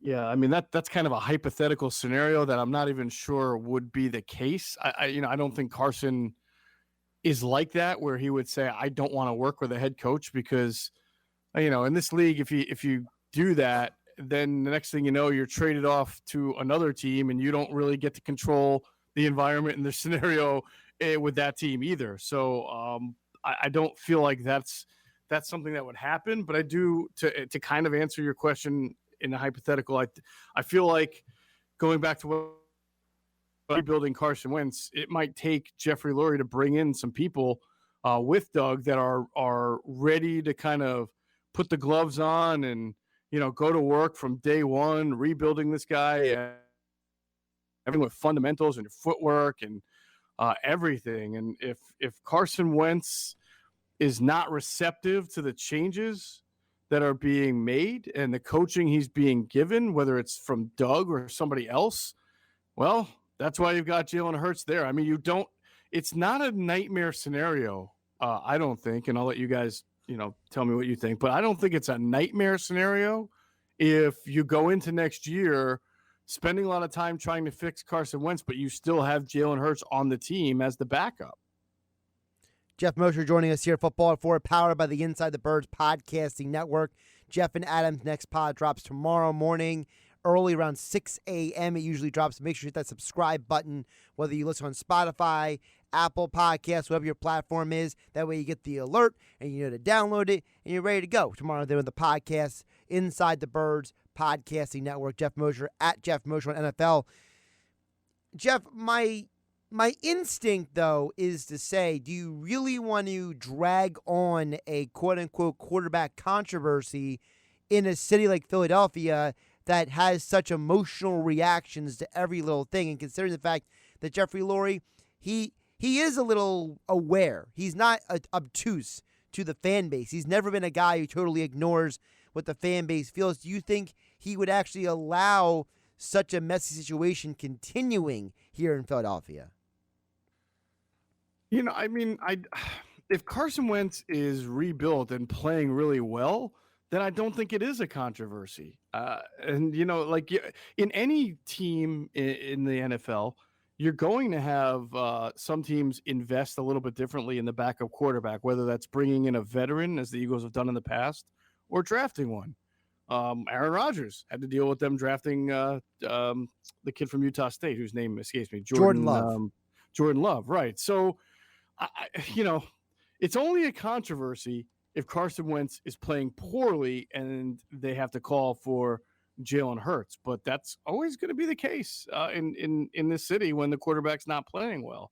So I don't think you can take that and say we shouldn't have this scenario because it's going to get ugly in the city. The point is, do what you can to rebuild Carson Wentz. If he's good, then you won't have a controversy. If he's not good, then you've got Jalen Hurts. And listen, Geoff, I have no problem if that becomes a scenario, even if I don't agree with it, because logically, this is a money situation. This isn't just you just get rid of Carson Wentz because of the salary cap implication. So by no means am I just poo-pooing that. But what I would say is that if Jalen Hurts goes out and plays a good game, you win or you lose, whatever, you got 4 games of where, okay, Jalen Hurts wasn't perfect, but he showed you enough to be intrigued by what he could do in this new stage NFL where the mobile quarterback is starting to become more premier. What I would say is that Carson Wentz, it's been reported, I don't know if it's true, I don't believe it, but it's out there, that he struggled because he doesn't trust the organization. They draft Jalen Hurts. They keep starting Nick Foles whenever he got hurt or, quote unquote, 2018, the back injury nonsense. Bottom line is it's been reported that he doesn't fully trust the organization.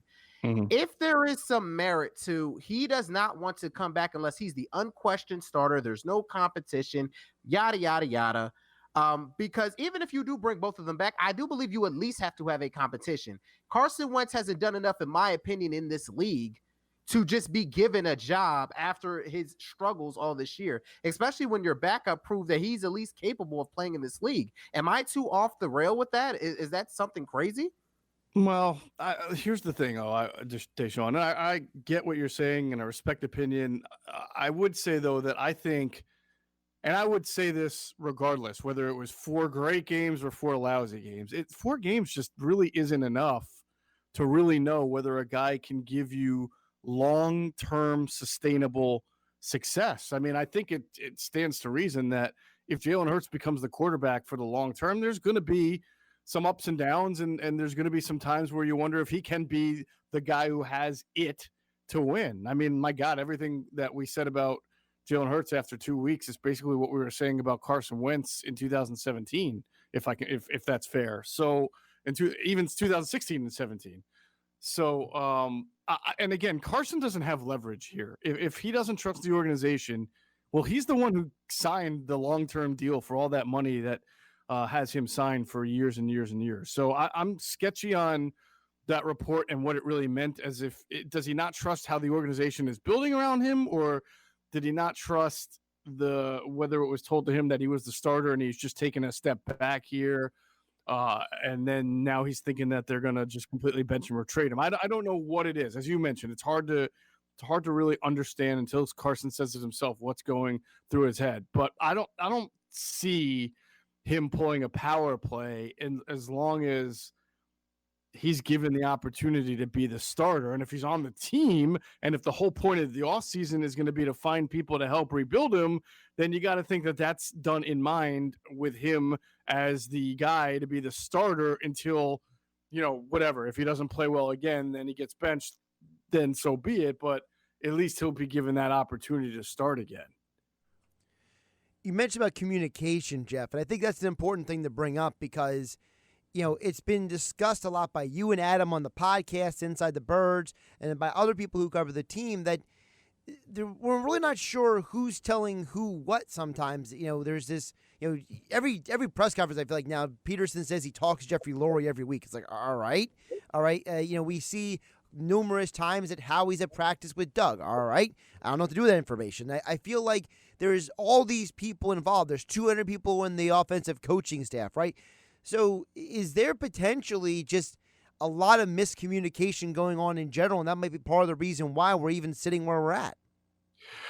I don't know that there's miscommunication, Josh. I just think that, well, first of all, Doug doesn't really win the press conference all the time. So what he says at the podium sometimes by the next day is completely different. We've seen that before.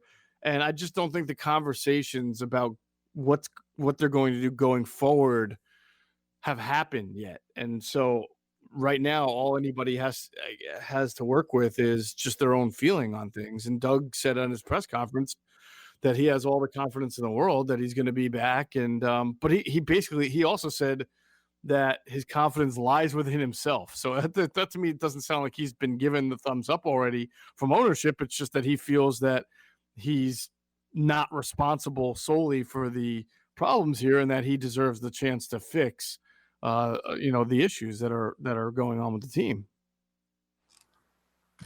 Geoff, I just want to clarify, because when I was talking earlier about Jalen Hurts, I meant more so of a quarterback competition rather than just give Hurts the job.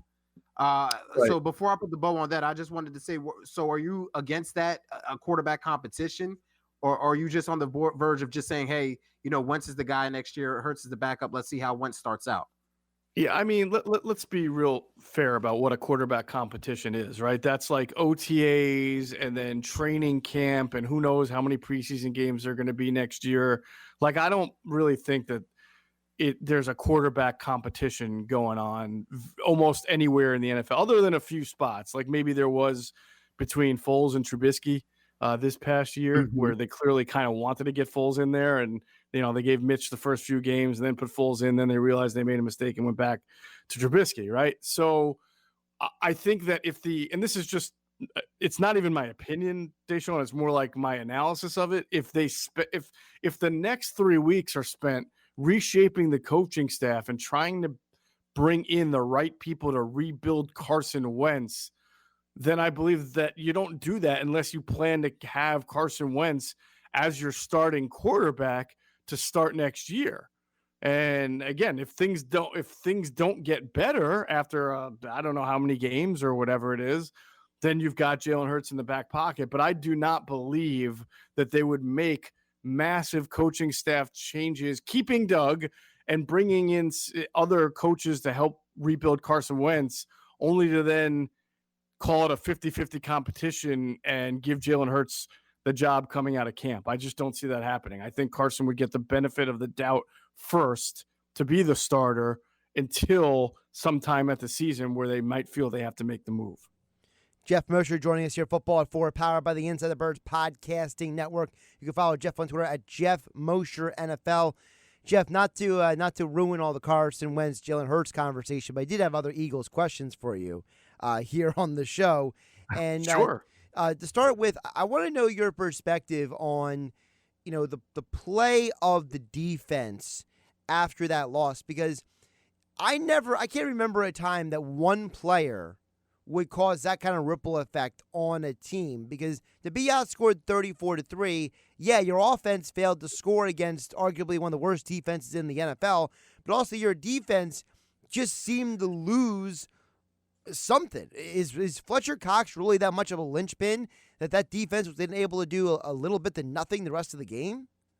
No, I even said it on the podcast today. I was annoyed, and I still am, about some of the, I think the broadcast crew brought it up too a couple of times that, ever since Fletcher Cox went out, the Eagles have been outscored like 24-3. I'm sorry. I know Fletcher Cox is a really good player, but he's not the reason that the defense was hemorrhaging points from the second quarter on. I just think that was way too loose of a connection to make there. I mean, they're obviously having a difficult time in the secondary with Michael Jacquet, and not only Michael Jacquet, some others, but really Michael Jacquet. And if anything, you could say Dallas made the adjustment where they were going to come out and they didn't try to run the ball much in the second half, and they basically gave Andy Dalton some pretty quick reads there. They came right out and scored immediately on the touchdown of CeeDee Lamb, and that was completely a play that they felt that they could win in that situation, and they did. I don't think it had anything to do. I mean, maybe Fletcher Cox is a great player. He can wreck, a game. He can wreck certain plays here and there. But I mean, you watched that. The Dallas basically did whatever they wanted to do there in the second half, and I don't think Fletcher Cox could have stopped all of it. So then how much of the accountability for the shortcomings of the team in the Dallas game, a game that I think a lot of people will expect to be much more competitive than it was by the end, how much of it falls on the players? How much of it falls on the coaches? Because I have trouble figuring out where that line is sometimes, because I feel like the coaches are still trying. They're out there trying to win, but there are times that maybe some of the players are either just ill-equipped because they're just not good enough, or maybe the players themselves are just maybe starting to mentally check out. Well, I mean, you start with the obvious, right? And you have a practice squad cornerback out there against a really good wide receiving trio. Michael Jacquet is a practice squad cornerback who is asked to be a starter and then asked to match up against, two of the better wide receivers in the league. So, he did fight hard. He did fight hard against DeAndre Hopkins the week before. But eventually guys kind of regress to the mean or come back to, who they are. And what he is a practice squad corner. And Dallas completely picked on that as much as they possibly could. And they also picked on, CeeDee Lamb versus Nickel Roby-Coleman, and Roby-Coleman's not, he's always been a decent slot corner in his career, a pretty good one. Hasn't had a great year this year, but he's certainly outsized by several inches on CeeDee Lamb, and was not able to hang with him.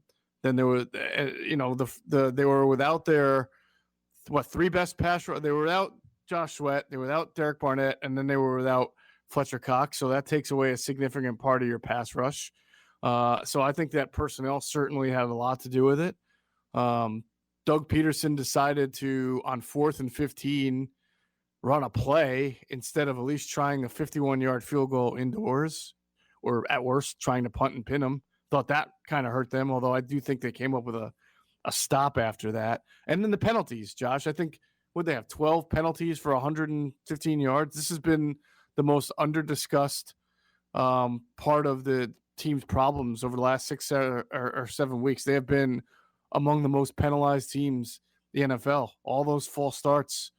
I mean, how many makeable third downs and second downs got turned into second and long and third and long because of those false starts, particularly on Matt Pryor? I mean, I feel bad for Jalen Hurts. He was constantly behind the sticks, and at the end of the game, he's just trying to make some plays because that's what you got to do when you're down double digits. And when you start trying to make plays, right, then you're going to have your fumbles and your interceptions because you're forcing it a little bit. That's a great point. My last thing, Geoff, and by the way, great analysis all the way around. And I want to preface this by saying that if anybody knew what a quarterback competition was, it'd be you. I watched you for weeks when it was Michael Vick versus Nick Foles, and you were my glue to the Eagles all those years ago. So please, I leave that all to you. And by the way, Dashawn, to your point on that was not a quarterback competition. Behind closed doors, I can tell you this. I mean, I think I remember reporting it when it happened anyway. Michael Vick had to re-sign that year. He was going to be a free agent. He re-signed because they told him he was going to be the starting quarterback. All right. Now, Nick had just, finished the year before. But Chip Kelly did the whole, we're going to have a quarterback competition. Then he had different guys with the first team. He had Michael Vick going first team, and then he had Foles a couple days later doing it and back and forth. But it was always going to be Michael Vick to start the season because that's what they told him when he re-signed. So even that was not a real quarterback competition. It was just a publicly disguised one. Okay. I mean, again, you would know better than me about all of that stuff because, you were there firsthand. That's why I kind of left that for you to undress. Gotcha. But last but not least, the Howie Roseman thing. Everybody wants Howie gone. Everybody thinks Howie can't draft. Realistically, Howie deserves a chance to kind of fix this, right? After all the pub he got in 2017 of pushing all the right buttons, you don't just fire a guy for the last 2 years, or do you? I don't know. I don't know what the true criteria is for firing somebody or bringing somebody back, right? If the criteria for firing Doug is that the team has regressed under Doug, well, then you could probably say the same for Howie. But if the criteria is you won a Super Bowl, so Doug deserves to come back, well, then yeah, sure, you could apply that principle to Howie. I just think though that with Howie, there's got to be more of a communication, and everybody's got to be pulling in the same direction. I say this a lot about the most successful franchises you see, whether it's the Steelers, the Ravens, the Packers have been for a while, and certainly ever since Andy Reid went over to the Chiefs, they've been like that as well. You just know that the entire organization is pulling in the same direction, and they all are. If they're going to make a mistake, they're going to do it together. If they're going to win, they're going to do it together. And I don't know that kind of tone is set within the Eagles so that everybody feels like it's a team effort, win or lose, hit or miss on a draft pick. And that starts with the owner and the GM. So from the Howie vantage point, sure, he could stick around and fix this, but I don't think I just think that the whole organization in general has to be more on the same page. You can't have guys all having different agendas or not feeling what the other guy's doing, or you can't have analytics versus personnel becoming an issue. It's got to be a marriage, not a brackish type of relationship. And I just don't know that I feel the Eagles have reached that. He is Geoff Mosher. Make sure you follow him on Twitter at Geoff Mosher NFL. The latest edition of the Inside the Birds podcast drops tomorrow morning, where Geoff and Adam Kaplan get all the information from their sources on the Eagles' loss to the Cowboys and start looking full steam ahead to Sunday Night Football versus the Washington Football Team. Inside the Birds, subscribe, download, don't miss out. And as all guests, he appeared on the Boardwalk Honda Hotline. Geoff, great stuff today. Thanks, guys. Enjoyed listening to the show. Keep it up. There we go. Another compliment, Dashawn. We got another compliment from Geoff Mosher today. Listen, when it's Geoff Mosher, you could tell me no wrong, man. People make fun of me. Listen, I've been a big Geoff Mosher fan for years. Man does tremendous work. Listen to the podcast. Geoff Mosher knows his Eagles. He knows his football, period, but definitely the Eagles. Football at 4 on 97.3 ESPN being brought to you by PlaySugarHouse.com. Sign up now and match your first deposit up to $250. Go to PlaySugarHouse.com and win real money with their sportsbook along with casino games for the comfort of your home. Must be 21 or to play. Gambling problem? Call 1-800-GAMBLER. We'll get back to the PlaySugarHouse.com text board next. Now, back to the Sports Bash on 97.3 ESPN. Josh Hennig filling in for Mike Gill here on the Sports Bash on 97.3 ESPN. We'll get back to the PlaySugarHouse.com text board in just a moment at 609-403-0973. A lot of Eagles reaction there on the text board, 609-403-0973. On the PlaySugarHouse.com text board, place your legal sports bets at PlaySugarHouse.com. Sign up now and then match first deposit of $250. Must be 21 or older to play. Gambling problem? Call 1-800-GAMBLER. Dashawn Hendricks had to go to his real-world job, so you got me solo the rest of the way. Tuesday with Thompson coming up at 5 o'clock. PT's thoughts on the Eagles, on the Sixers, the Phillies sports scene, and more with Pete Thompson coming up at 5 o'clock here on the Sports Bash on 97.3 ESPN. But as I promised, we'll get back to text board now, 609-403-0973. A lot of reaction, a lot of thoughts and comments on the text board here. Texter says, Carson Wentz is done. There's no way he comes back from the benching this year. He is soft mentally. The real problem is the person that found it necessary to sign him to the contract when they had time to wait it out. That was dumb. Well, a couple things there, Texter. First of all, thank you for texting in the show because you bring up some points. First of all, I think there's something to be said to the soft mentally perspective. I think we overlook the fact that Carson Wentz is an individual that obviously the team is walking on eggshells around him, okay?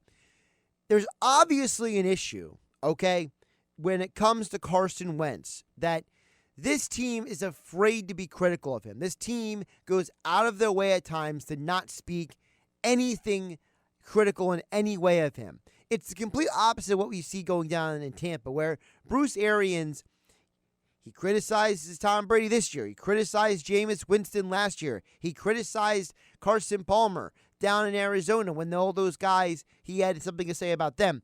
He's always been unafraid to talk about his quarterback. But in Philadelphia, for whatever reason, Carson Wentz can't be criticized like Brady and Palmer and Jameis Winston are allowed to be. So I think there's a bit of a double standard there. I think that comes down to Wentz's mentality. I think you're right, Texas. I think there's something to be said with the fact that Wentz, people are afraid to speak anything negative about him. And I think that Carson Wentz himself has opened the door for some of that because of his own reactions. The fact that he doesn't go into detail about anything. Carson Wentz, every time he says, I got to do a better job. Do a better job at what? Doesn't give you a straight answer. Completely vague. Completely generic. Doesn't give you anything that is specific. It's all in general. It's all macro. There's no micro specifics. And I think that it gets back to the fact that I don't know if Carson Wentz is really come to grips yet with the fact that he put himself in this position. I think it's a part of Wentz because you look at the reporting from people like Adam Schefter and Rob Maaddi, which those reports were not contradictory. I talked about that on Game Night a couple weeks ago. But the fact that Carson Wentz doesn't get the fact that he's not a starting quarterback right now because of his own fault. And that is being ignorant. That is being naive. That is being just in your own little reality. And that's a huge, huge problem. Now, the second part of the text for the texter, I don't agree with. Because you said that the person who found it necessary to sign him that contract when they had time to wait, that's dumb. But that wasn't a dumb move. Because what the Eagles were doing is they were getting Carson Wentz at a price that would be below market value by the end of his contract. And if you want to blame anybody, I keep saying, you got to blame Jeffrey Lurie. Everyone wants to scream about Howie Roseman and Doug Peterson, but Jeffrey Lurie's the one who's signing off on these things. You think that Howie Roseman is giving Carson Wentz that contract without the owner's approval? Do you think that Doug Peterson is benching Wentz this late in the season without Jeffrey Lurie's approval? Do you really think that anything happens in this organization without the owner's clearance? Keep that in mind the next time you want to criticize Howie Roseman or Doug Peterson for anything. 609-403-0973 on the PlaySugarHouse.com text board. Marty in EHT says, Deshaun Jackson, he's a punk. There's the reason why they got rid of him the first time around. He showed it again on Sunday after the TV when he flipped in the end zone. That's probably why he's sore. That's Marty in EHT. Well, a couple things, Marty. First of all, the Eagles said that the reason why Deshaun Jackson didn't play much in the game had nothing to do with the flip, that he didn't injure himself on the touchdown celebration. So you could take that theory and throw it out there because it's not based on any reality. The reason why he was gotten rid of in the first place wasn't because he was a punk, though. He was gotten rid of in the first place, Marty, because Chip Kelly didn't like strong personalities.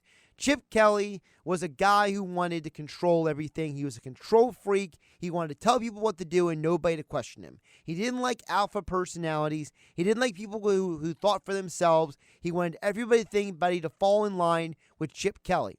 So he got rid of Deshaun Jackson. He got rid of LaShawn McCoy. He eventually got rid of Jeremy Maclin. He got rid of anybody and everything, including Howie Roseman, who questioned him about anything. And that's part of the reason why he's not in the NFL anymore, because he couldn't handle a reality in which people questioned anything he said and did.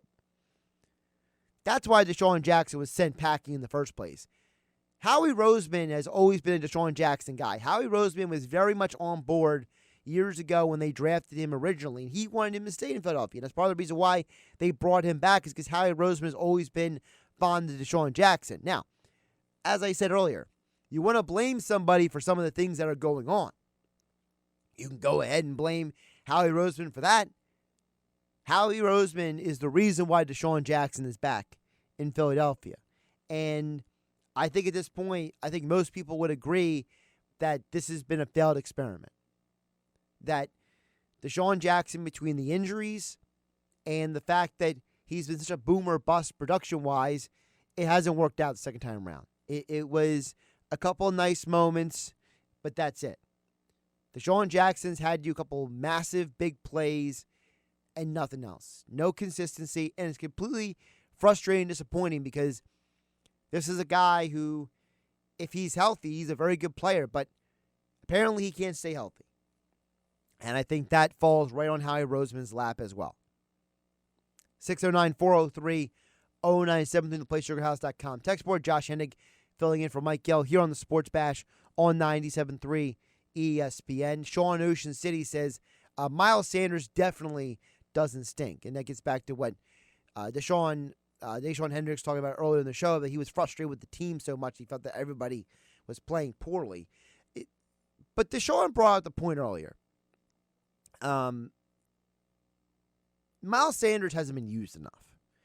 So you have to wonder how much of the Eagles' struggles this year falls on the lack of usage of Miles Sanders. Would the offense be better? Would the offense is the offense a product of the lack of Miles Sanders? Is the offense a product of the lack of running Miles Sanders? Is the offense issues a lack of using Miles Sanders enough in the passing game? So I think there's a lot of variables to that whole thing. There's a lot of layers to a lot of this stuff. And I think that when you think about this Eagles offense, you got to factor in the reality that there's a lot of reasons why this offense isn't bad. It's not all Doug Peterson's play calling. It's not all Carson Wentz. It's not all the offensive line. It's all the above. Now, if we want to make a list of what is more responsible than another, that's what's debatable. But if you're going to tell me that it's all one or the other, then I just can't vibe with that, because then you're ignoring a lot of issues. A lot of issues. 609-403-0973, theplaysugarhouse.com. Text board. Texter says, if Carson Wentz goes to Pittsburgh Steelers, which would be shocking the way Pittsburgh has developed its receivers, that would be scary. Okay, so here's the problem with the Steelers analogy. Two things. One, Ben Roethlisberger says he wants to play another year. The Steelers are stuck with that cap number. They can't acquire Wentz and keep Roethlisberger next year. So under your scenario, they would have to get rid of Ben Roethlisberger, somehow not be on the hook for the money because he wants to play another year, and then get Wentz's contract reworked with the Eagles so it doesn't hit their cap too hard, and the Eagles are not going to just eat all the money for Wentz just to trade him. So that scenario, while yes, Wentz with the Steelers receivers would be very interesting, it's extremely unlikely. 609-403-0973, theplaysugarhouse.com. Text board 609-403-0973. Dan from EHT follows up and says, there's something to be said about the Eagles' schedule. Saints, Packers, Seahawks, they play these guys every year. Maybe next year with the last place schedule, it might be easier finally. Hey, listen, I think that we don't always factor in schedule for a lot of things. I think that when you think about football, the schedule a team has does factor into their season, for better or for worse. One of the reasons why there's so many quick turnarounds from worst to first in the NFL is because if you're a team that has a losing record the year before, you have an easier schedule the next year. These NFL schedule makers purposely make it so that the best teams are playing the best teams every year in theory. So the Eagles, you could argue, are in the situation they are heading into December every year with a sub-500 record every single year because they keep making the playoffs. So the fact they made the playoffs in 17, 18, and 19 laid out schedules that were difficult for them in the next season that forced them to have to make these comebacks in December. So it's catch-22. Do you want to make the playoffs and then accept the fact that you have a tough schedule next year? Or do you accept the fact that you might have a losing season every once in a while and then kind of hit the reset button for the next year and make the team better and get a better win-loss record the next year? It's not an exact science. It's a very layered discussion because if the Eagles didn't play the Saints, the Packers, the Ravens, the Steelers this season, those are 4 games that if you would have played somebody else, do you have 4 more wins? Seriously. Think about that for a second. I know it's an incredible what if. It's an extreme what if. But the Eagles right now are 4-10-1. If they win 2 more games, they're 6-8-1, which means they're in the lead in the NFC East. If they win all 4 of those games, they're 8-6-1. Maybe if Carson Wentz doesn't play bad for 3 quarters, they beat the Bengals. Maybe if Carson Wentz doesn't have those horrible interceptions the first week of the season, they beat Washington. Now you're talking about a team that's maybe 10-6. The smallest thing can flip your entire season. And I think the texter's right. We forget about, and it's a good job by Dan from EHC from bringing this up, we always forget about how the schedule impacts teams. The Giants and the Washington football team didn't have the extreme hard schedule that the Eagles did this year. Now, the Giants did play the Steelers. They did play the Ravens. But they didn't have to play the Packers. You don't see them playing the Saints. So as a result, are the Giants and Washington where they are right now, Washington at 6-9 and the Giants at 5-10 ahead of the Eagles because they're better teams or because they have easier schedules?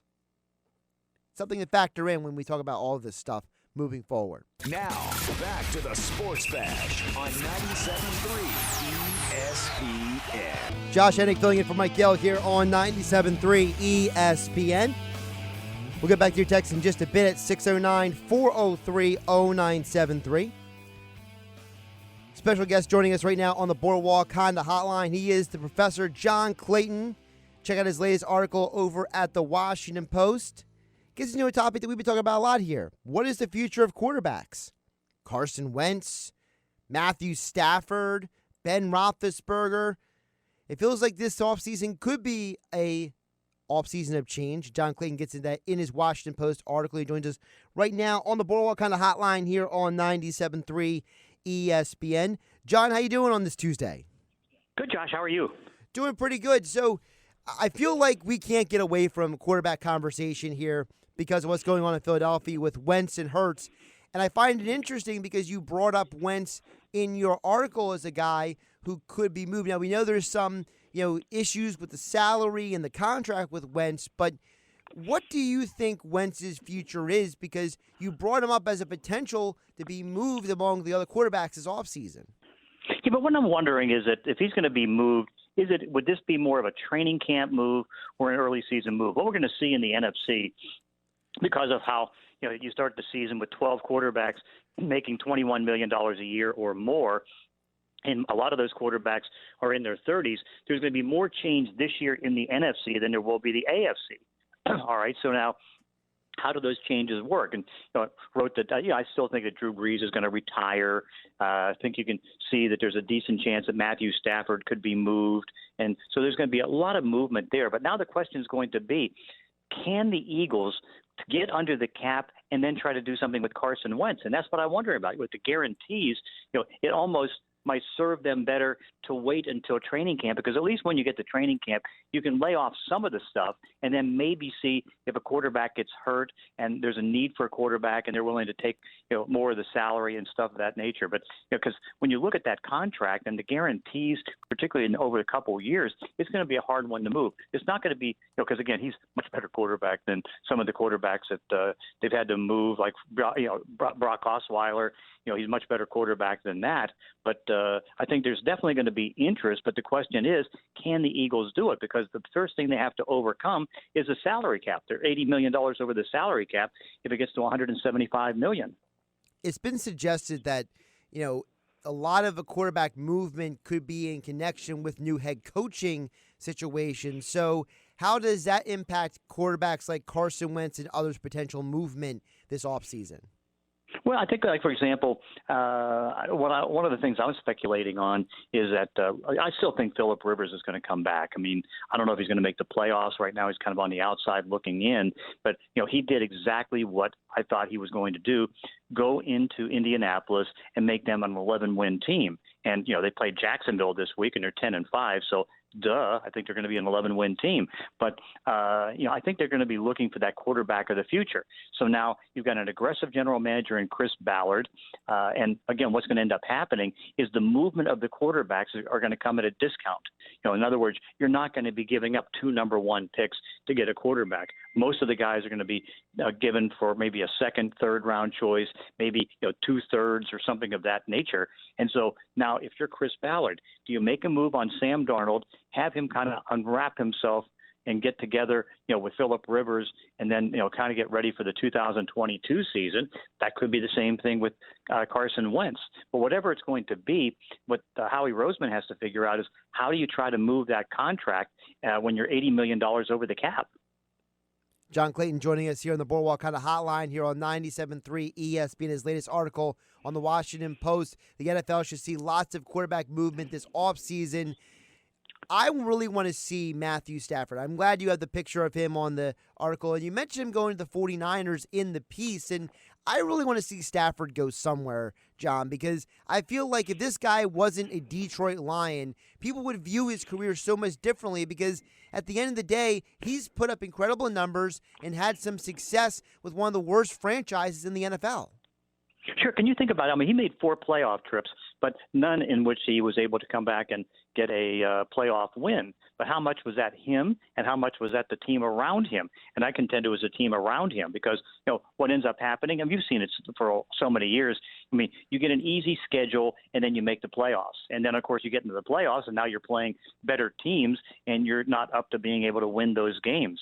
And so in the case of Stafford, I mean, he's got the ability to do it because he's got the great arm, the great mind, all the talent to do it. But has he had enough on defense and offense? And, yeah, I'd like to see him in a different situation. Like the ideal team for him, but it's not going to work because of the cap, would be the New Orleans Saints. Because he can get down there with Sean Payton. He can get down there with a great offense that always – and they build a very good offensive line. But then just like the Eagles and the Saints are in worse shape as far as where they are with next year's cap. And so they won't be able to get a Stafford contract. That's why more than likely they're going to stay with Taysom Hill if Drew Brees retires and get Jameis Winston at a lower cost or a decent cost. So, but San Francisco is intriguing to me because I think you can see, and even with the comments made by Kyle Shanahan yesterday, that he said, I think he's going to be back. But he didn't say for sure. And, he's missed, 23 of 48 games since becoming a 49er. And availability is one of the most important things for a quarterback. So I think that if there's a possibility that Stafford's available for a second or a third-round choice, I think they could take him and then do something with Garoppolo, whether getting him to New England or maybe Chicago because he's a Chicago native. I think most people would assume New England because of his background, but you mentioned that he's Chicago native. Why do you feel like that is an option as well? Is it because of Matt Nagy, or is it because of the fact that they just have a situation where they just haven't had a quarterback since basically Jim McMahon? Yeah, because, I mean, that's the thing. Mitch Trubisky's finishing well enough. Had they given him the fifth-year option, then I think they would definitely stand by him, but like they did with Nick Foles, bring in another quarterback. But now he's going to be on the open market. Now, that may not mean much because he may not be able to get much. But even if you're able to get Trubisky back at a discounted price, you still need to bring another quarterback in to compete. And that's why, you kind of wonder if they're going to give up on Nick Foles, because that one didn't work out whatsoever. And then Garoppolo, I think, would be a very interesting option because, again, tall quarterback. I think Nagy can work real well with him because, he's worked with Patrick Mahomes and he's worked with, different quarterbacks through the years. So I think that could be an interesting fit. But it still comes down to if they can't get a Stafford or they can't get a Darnold, then I think they stay with Garoppolo. John, I'm really interested to know your perspective on the Steelers situation with Ben Roethlisberger, because I think Ben surprised some people saying, I'm interested in coming back next year. And he's had a solid year, but not a great year. And I know you started your career covering the Steelers many, many years ago. And I'm curious, what is the state of the Steelers moving forward? Because, Mason Rudolph, he didn't really impress a lot of people. The Steelers have tried to draft heir apparents for Ben, but a lot of them have fallen by the wayside. So what is the world like for the Steelers with Ben Roethlisberger next year and beyond? Yeah, the plan has been for him to play 2 more years. Kevin Colbert's the general manager. He signs year-to-year contracts, and I think that he plans to go 2 more years, and he wants Ben to be there. And remember, Ben's got a $41.7 million cap number next year, which is the highest in the league, and they can just lay some of that off with replacing base salary with signing bonus and try to do that. So I think that plan is to try to bring him back. But when he was on that 3-game losing streak and looking bad, I think there was a lot of questions about the plan because he looked terrible. And now what we find out is that maybe it was the offensive play calling more than it was the throwing of Ben, because they wanted him to get rid of the ball quicker. They wanted him to throw shorter passes. And then all of a sudden, everybody caught up to it. And so it's like, what's wrong with Ben? And so what he does is he junks everything at the half as far as the game plan, and then he just starts calling plays. The ball comes downfield. There's good zip in the ball. So I think what he did is that he at least put himself back in the mix to be able to stay for next year, maybe the year after that. But it looked pretty grim for 3 weeks. Remember, say what you want. I mean, he was up there in that top 5, top 6 for MVP candidates with what he was doing, with Claiborne, and what he's doing with Juju Smith-Schuster. And so he was looking great, but then all of a sudden he hit that bad patch. But I think now he's shown it's like, hey, listen, I'm still here. And Mike Tomlin basically said, okay, take the week off, get you ready for the playoffs. John Clayton joining us here on the Boardwalk Kind of Hotline here on 97.3 ESPN. You can follow John on Twitter at John Clayton NFL. Check out his latest post in the Washington Post. The NFL should see lots of quarterback movement. Check out the full list of quarterbacks he projects to move this offseason. John, one of your notes in around the NFL, I think, is very poignant for us in this area, talking about the NFC East won't become the worst division in NFL history. Explain that little information for our audience. Yeah, because the worst was the NFC West back in 2008 when they went 10-30 in non-division games. And of course, some people include the division games, but they're all going to work out to be even because one team's going to win, one team's going to lose, or one team's going to make a tie.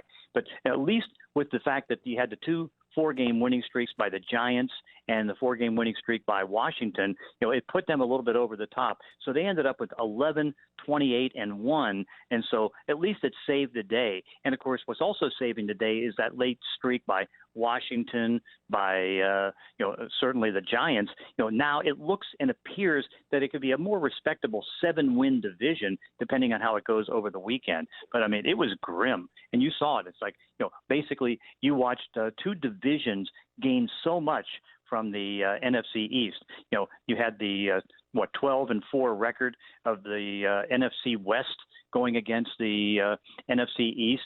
That got everybody almost like 3 wins, with one exception, that being the Rams. And then, of course, you saw what was happening with the AFC North, and that may get 3 teams into the playoffs with what they were able to do. So it was still one where at least that little streak with those 2 teams made it a little bit more respectable and made it not the worst division in NFL history. John, I'm curious, which team do you think in the NFC East has the best future moving forward? Because I think there's a lot of questions with all 4 franchises, but which of the 4 do you think has the best future moving forward? I kind of, right now, maybe look at the New York Giants because, say what you want. I mean, Daniel Jones is talented. He just makes too many turnovers. That's his big problem, and he's got to fix that. But he's got talent, and I think that they're getting better on the offensive line. They actually have a pretty good defense. That's the one thing that nobody really knew, and you know that from watching all the Eagle games and the NFC East games. They didn't play any quarterbacks. All these teams. And yet you knew that the Eagles were good on defense. I didn't know how good the Giants were on defense until I know they were ranked top 10 to when they played Seattle, and they stuffed Seattle. They did such a great job. And, the Washington football team has a great defensive line. And so really, you look at the Giants as one that I think maybe can emerge. You've got a lot of problems right now in Dallas. I mean, Dallas in the NFC East has the most talent. I think they started the season with 15 players who have been to the Pro Bowl, but now, of course, it's watered down because of all the injuries on the offensive line, injuries at linebacker, and so it's kind of broken down there, and they've been horrible. But I think right now the Giants are kind of the younger team, and the team might be a little bit better. But then, hey, this is the NFC East. I mean, for the last several years, it hasn't been good. No, it hasn't. And that's why I go to the next question, which is some people have said that, hey, the Eagles have won the division, had success, but it's in a bad division. So how do we balance the fact that Doug Peterson got this team to 3 straight playoff appearances and missed it this year, but it's in a bad division? How do we weigh that? Well, I think what you weigh is, what happened on the offensive line causing problems, the lack of wide receiving help. I mean, when you're basically taking practice squad players and they're your main receivers, Greg Wards and guys like that, you got problems. And that's what I think the main problem was. I mean, the Eagles have been and continue to be good on defense, but what did Carson Wentz really have to work with? I mean, it's a great 2 tight end offense, but then the 2 tight ends ended up getting hurt.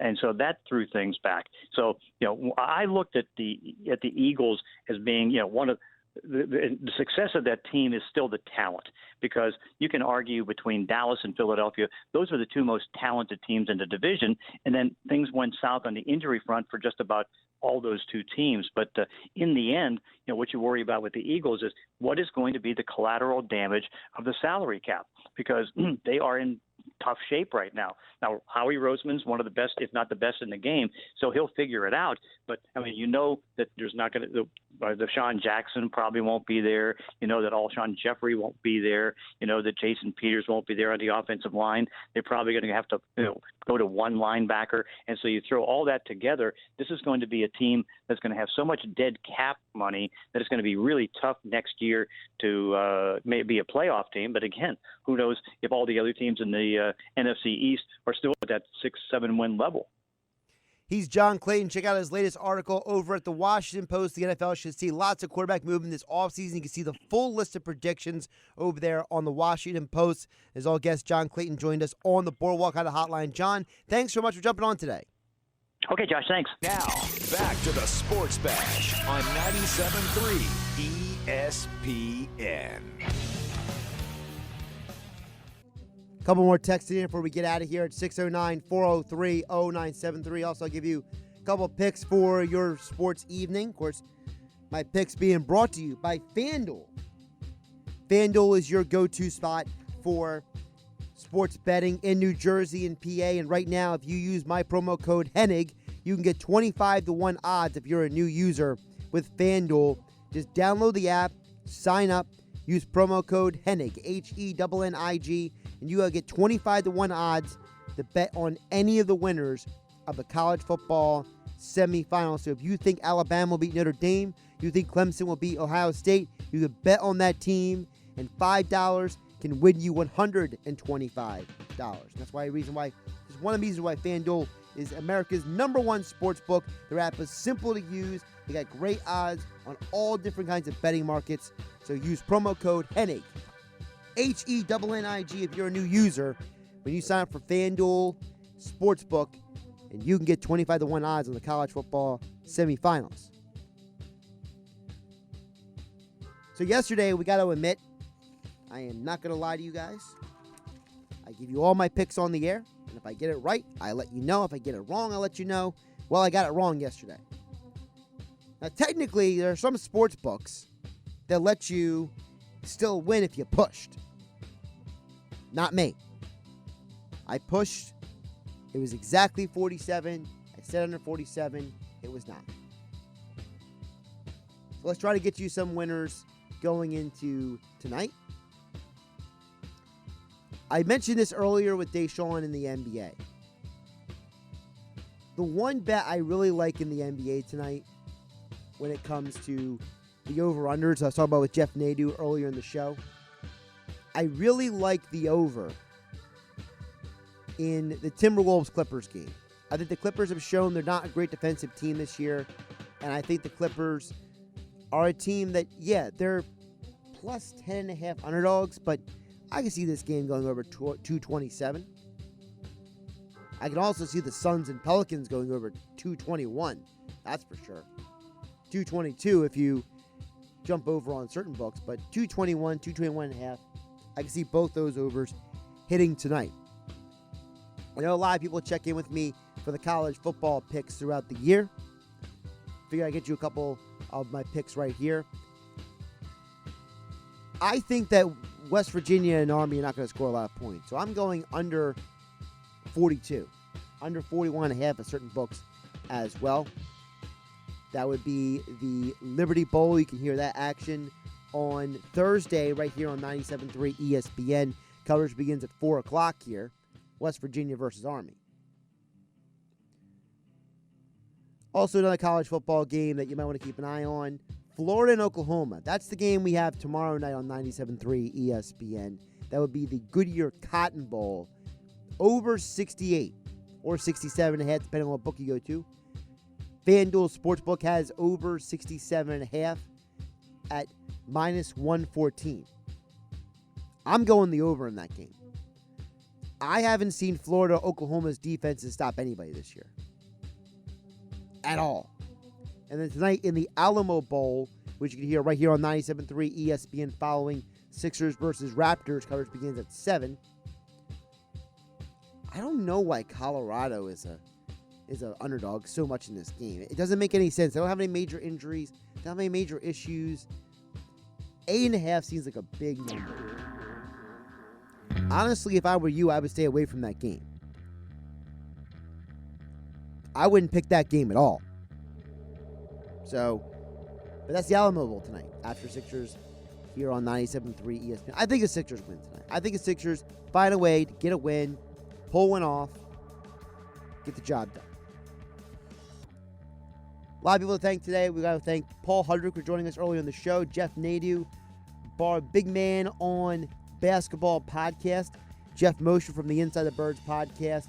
Eagles Insider, and John Clayton, the professor, joined us all in the Sports Bash. Say thanks to Dashawn Hendricks for joining me for the first few hours of the show. I'm Josh Hennig. I'll be back in tomorrow, 2 to 5, with Hunter Brody right here on 97.3 ESPN. Have a great night, everybody.